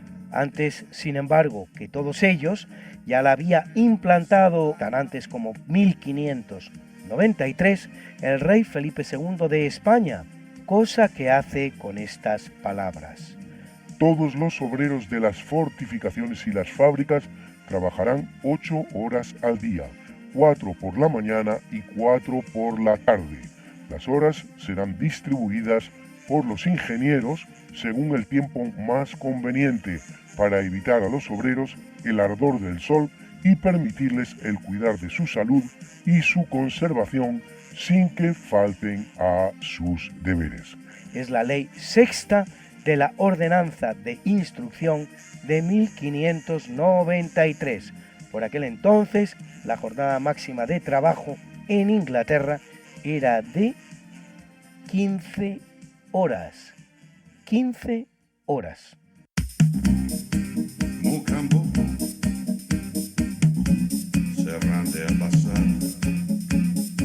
En 1933 los británicos Douglas Hamilton y David Fuller McIntyre sobrevuelan por primera vez el que es el campanario del planeta, la cumbre del Everest. La expedición aérea financiada por Lady Houston utiliza 2 aviones biplánicos Westland y era su objetivo tomar fotografías de la cumbre. Con posterioridad, McIntyre fundará la compañía Scottish Aviation, aviación escocesa. Luis. ¿Qué pasa, Mariate? ¿Les has recordado ya a nuestros oyentes lo de nuestro programa? Hija, qué susto. Pues no, la verdad. Pues hay que hacerlo, Luis. Pues sí, amigos, porque todos los jueves a la 1 de la mañana y muchos domingos a las 3 de la tarde, Mariate Aragonés, que es mi mujer, y este servidor, estamos de nuevo con ustedes contándoles más y más historia. Pero historia de la buena, con mayúscula. En el programa Esta no es una semana cualquiera. Y con la mejor música. Mariate, ¿y los que no puedan escucharnos en directo? Siempre pueden entrar en el podcast del programa. Esta no es una semana cualquiera. Acuérdense, esta no es una semana cualquiera. Y escucharlo a la hora a la que más les guste escuchar la radio. Pues ya lo saben, amigos, esta no es una semana cualquiera. Con Mariate Aragonés y Luis Antequera. La historia como es. Y no como nos gustaría que fuera.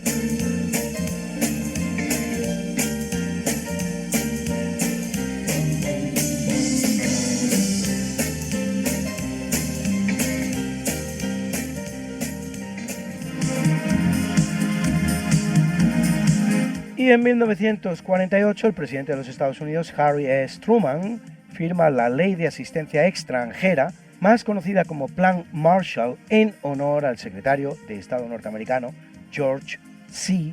Marshall, que lo concibe, el cual proporciona, tras la Segunda Guerra Mundial, ayudas por valor de 13.000 millones de dólares a toda Europa, un plan del que solo es excluida España, ni siquiera los países derrotados como Alemania o Italia, o los que se quedan detrás del telón de acero, aunque estos, obligados por la URSS, renunciarán a beneficiarse de él.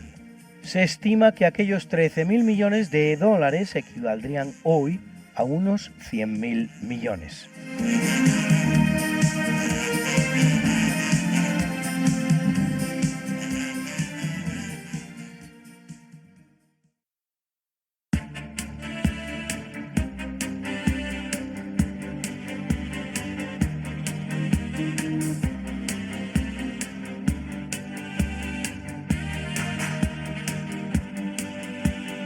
En el capítulo del natalicio nace en 1270 William Wallace, conocido como Braveheart, Corazón Valiente en su traducción al español, guerrillero que dirige la que se da en llamar la Primera Guerra de Independencia Escocesa contra el rey inglés Eduardo I, y que tras derrotar a los ingleses en la batalla del puente de Stirling en 1297, será finalmente derrotado él y capturado en la batalla de Falkirk en 1298, siendo ejecutado mediante el terrible sistema inglés del hanged, drawn and quartered, colgado, arrastrado y descuartizado, literalmente. Será el protagonista del poema épico The Acts and Deities of the Illustrious and Valiant Champion Sir William Wallace, en inglés antiguo. Actos y hechos del ilustre y valiente campeón Sir William Wallace, escrito en 1477, 2 siglos después de muerto su protagonista, e inspirará la celebérrima película Braveheart de Mel Gibson, ganadora de nada menos que 5 premios Oscar.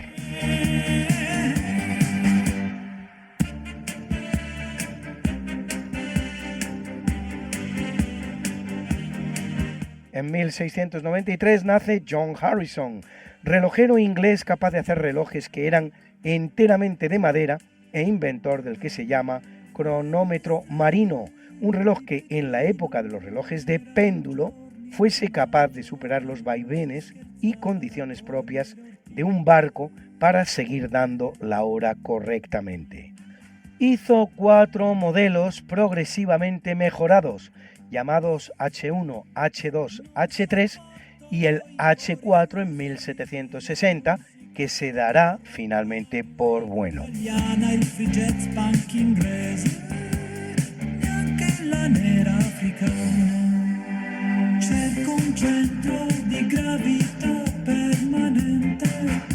Hijo de un escocés y de una inglesa establecidos en Nueva York, viene al mundo en 1783 el escritor estadounidense Washington Irving, enamorado de nuestro país al que llega en 1826, en el que fijará su residencia en 2 ocasiones y donde escribe sus famosos Cuentos de la Alhambra, pero también una biografía de Cristóbal Colón.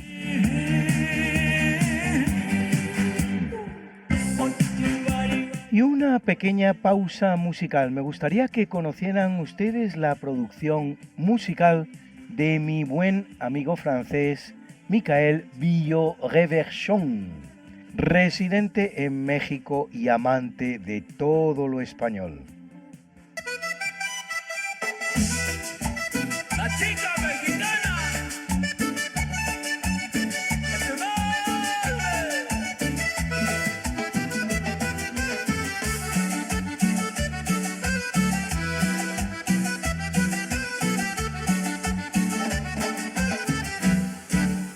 Le voy a contar la historia de una chica mexicana.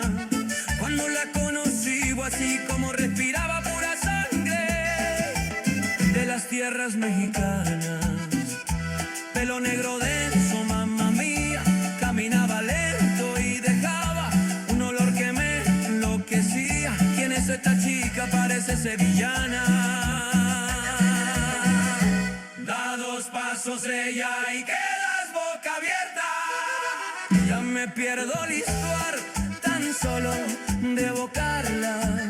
Esa mujer vuela como se adueño de toda mi alma. Una mirada y Dios, qué profunda la cruzabas y caramba, te dejaba peor que Medusa.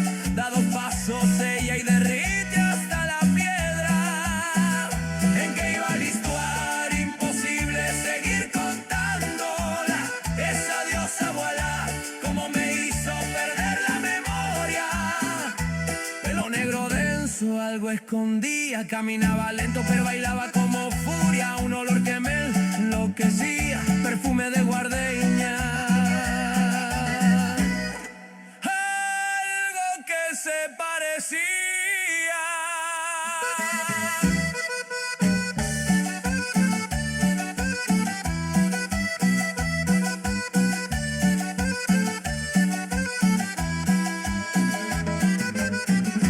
Da dos pasos ella y aromatiza todo a la redonda.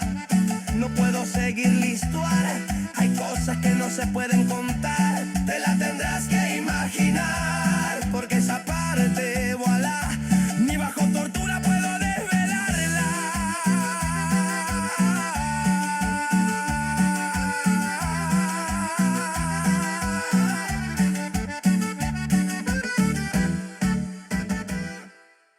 Y es un gran día para Hollywood, pues en 1893 nace el actor británico Leslie Howard, protagonista de filmes como Lo que el viento se llevó o La Pimpinela Escarlata.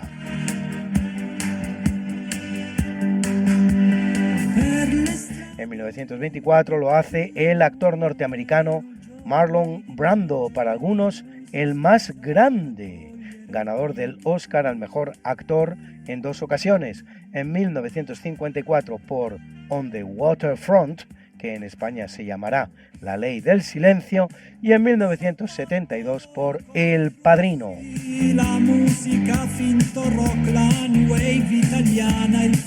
Y en 1922 lo hace la actriz y cantante estadounidense Doris Day, protagonista de filmes como Young Man with a Horn, Joven con un cuerno, o El hombre que sabía demasiado, en la que cantaba este inolvidable What will be, lo que será, será.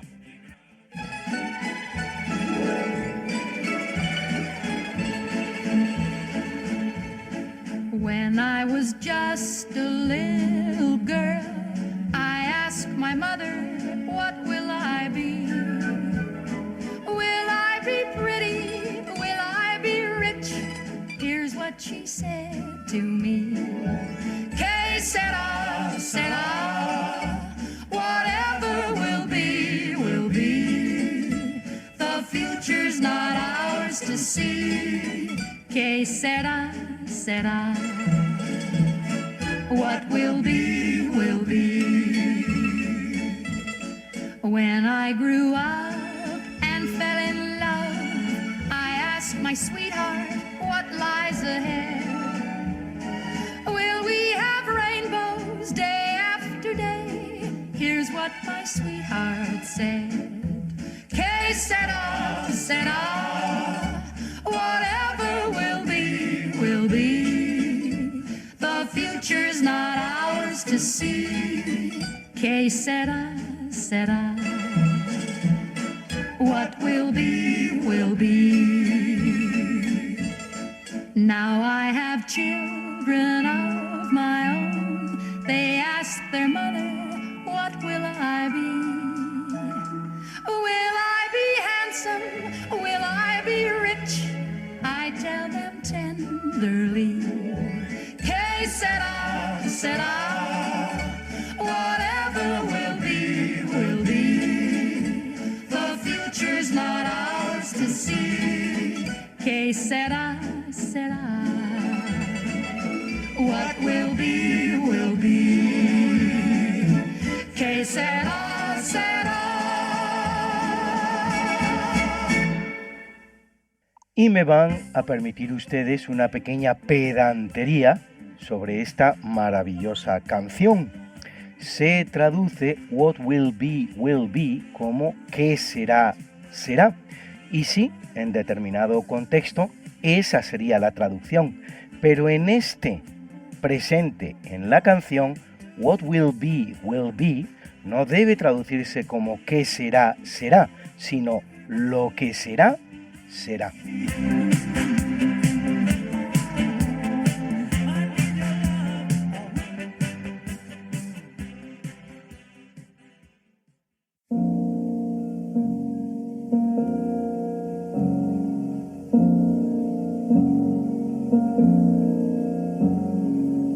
En el capítulo del obituario, en 1682 el que abandona el mundo es el sevillano Bartolomé Esteban Murillo, gran pintor del barroco español del siglo XVII, autor de más de 400 obras, entre las cuales innumerables Inmaculadas y también muchas réplicas de El Buen Pastor, iconografías las dos en las que se convierte en verdadera referencia del tema, o dos obras gigantescas de 5 metros de ancho, actualmente en el Museo del Prado, que representan el sueño del patricio y el patricio Juan y su esposa ante el Papa Liberio.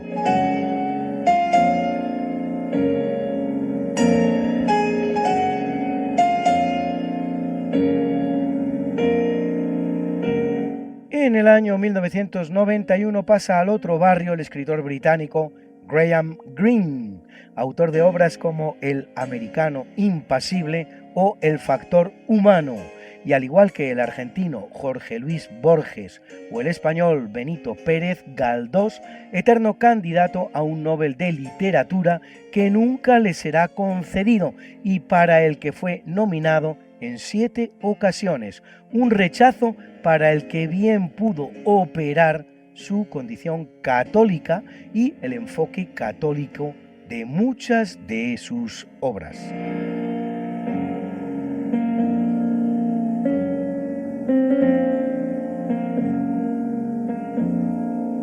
Y en 2012 el que muere es Antonio Mingote, escritor y académico de la lengua, uno de los grandes humoristas gráficos de la prensa española, recordado por su viñeta diaria en ABC durante nada menos que 60 años. Amén de ello, fue también prolífico escritor, dejando obras como Historia del Mus o Historia de Madrid.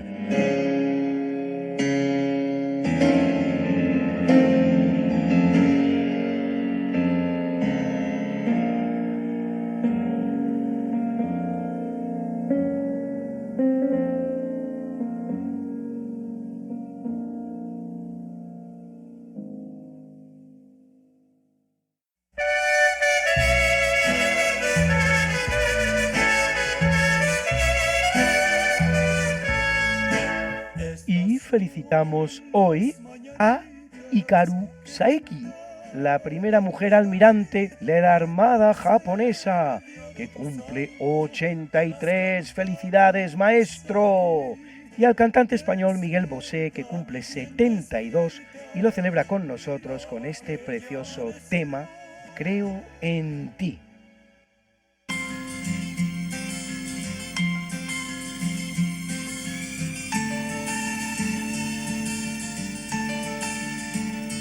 Creo en ti, sin cegarme ni ponerte exclamación, como en el buen humor. Creo en ti, como creo que la unión hace la fuerza. Creo y soy para el mar y del mar. Creo en ti, creo en ti. Y tu ausencia pasa a ser mi eternidad, tu silencio mi paz, tu recuerdo mi motor, y a pesar de todo creo en ti, creo en ti. Y tu ausencia pasa a ser mi eternidad, tu silencio mi paz, tu recuerdo mi motor. pesar de todo creo en ti.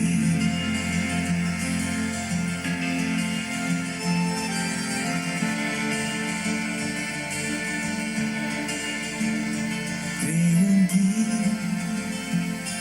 como el águila en sus alas al volar, como en la libertad creo y sé que mi mundo cabe todo en un bolsillo. Ámalo y por siempre hazme que crea en ti. Creo en ti, como un sol que cree en cada amanecer, como en mi evolución, como el miedo en el valor. Creo en ti, mi estrella, creo en ti.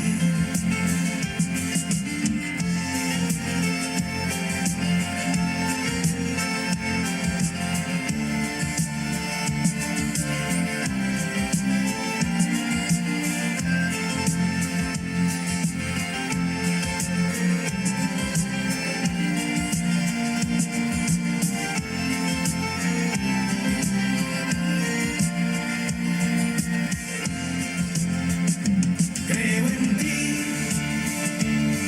y tu ausencia pasas en mi eternidad.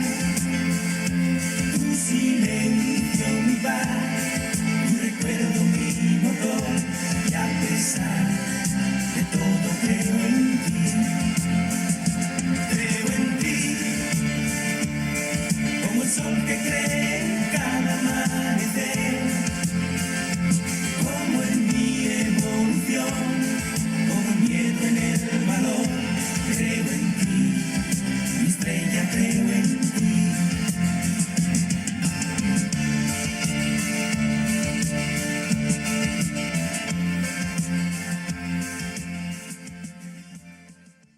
Y a nuestras guapas, hoy una preciosa esquiadora, ganadora de un oro olímpico, un campeonato del mundo, 2 copas del mundo en descenso y 9 victorias en la Copa del Mundo de esquí alpino, la estadounidense Picabo Street, que cumple 55, y una de las más bellas y chispeantes presentadoras que ha pasado por la televisión en nuestro país, Inma del Moral, a quien recordarán ustedes en El Informal. Él cumple 52. Hoy por ser día de tu santo te venimos a cantar.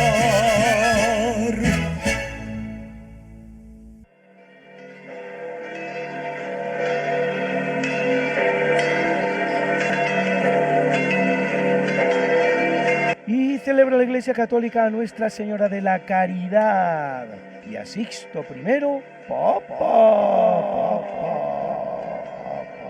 A Benigno, Evagrio, Ágape, Quiona, Irene, Engracia y Vulpiano, mártires. A Pancracio, Ricardo y Ulrico, obispos. Y a Nicetas, abad. Got something that must be done, and it can only be done by one.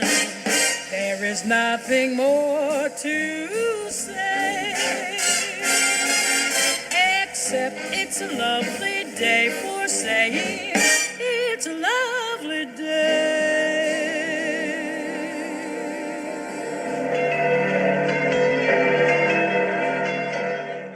El profesor José Manuel Amaya ahora nos va a contar curiosidades científicas. Buenas noches, señoras y señores oyentes.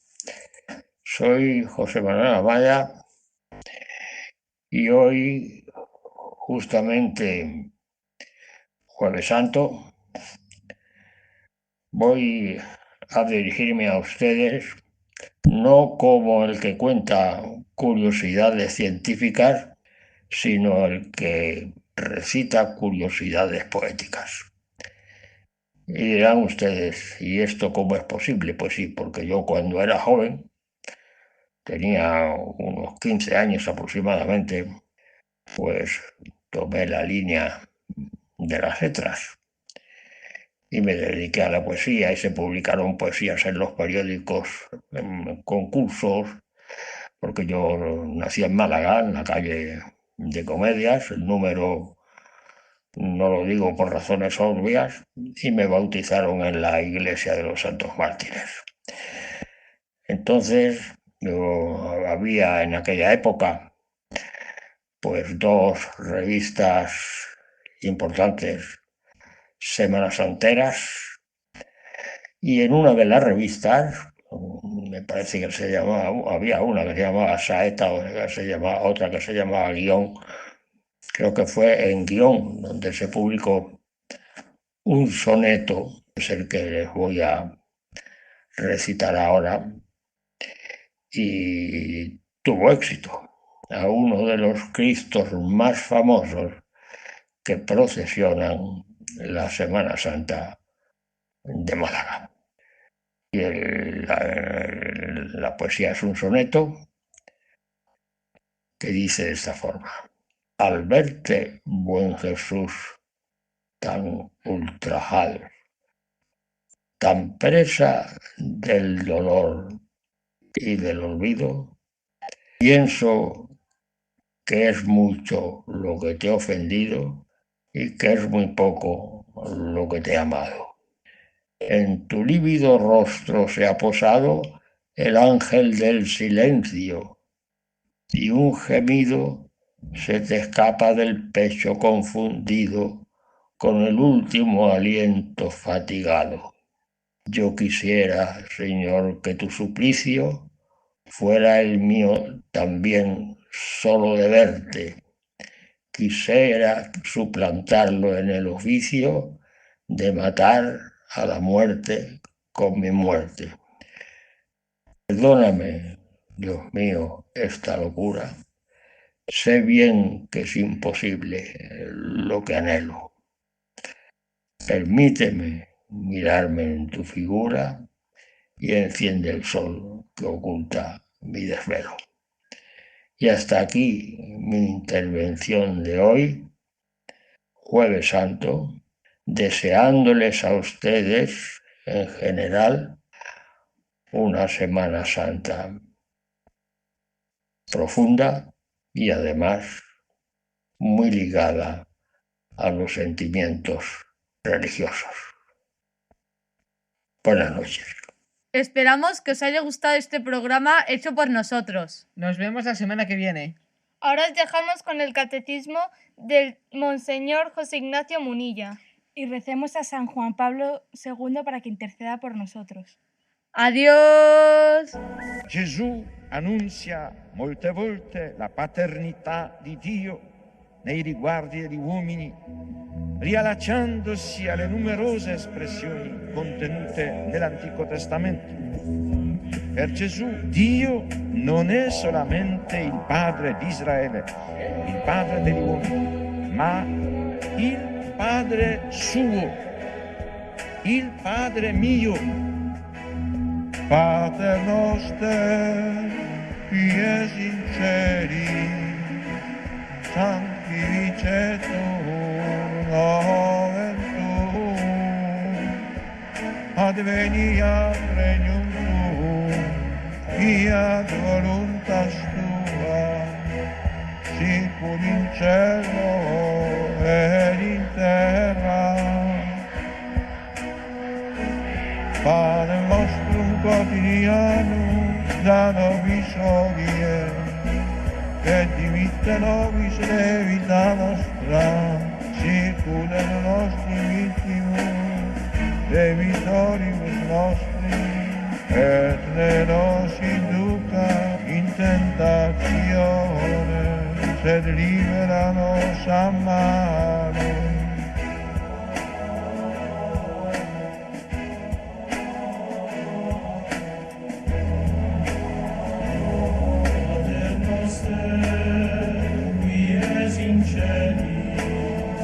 Sanctificetur nomen tuum,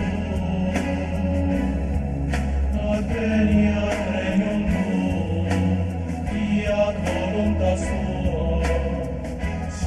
ut in cielo et in terra. Pane nostrum quotidianum da nobis hodie, et dimitte nobis debita nostra, sicut et nos dimittimus debitoribus nostris, et ne nos inducas in tentationem, sed libera nos a malo.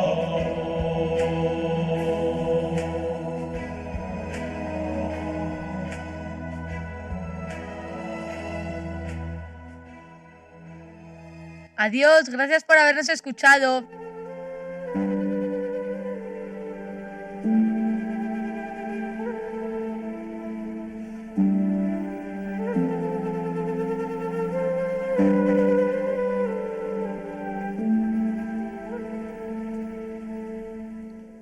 Y así concluye en Radio María el programa Diálogos con la Ciencia. Dirigido por Javier Ángel Ramírez.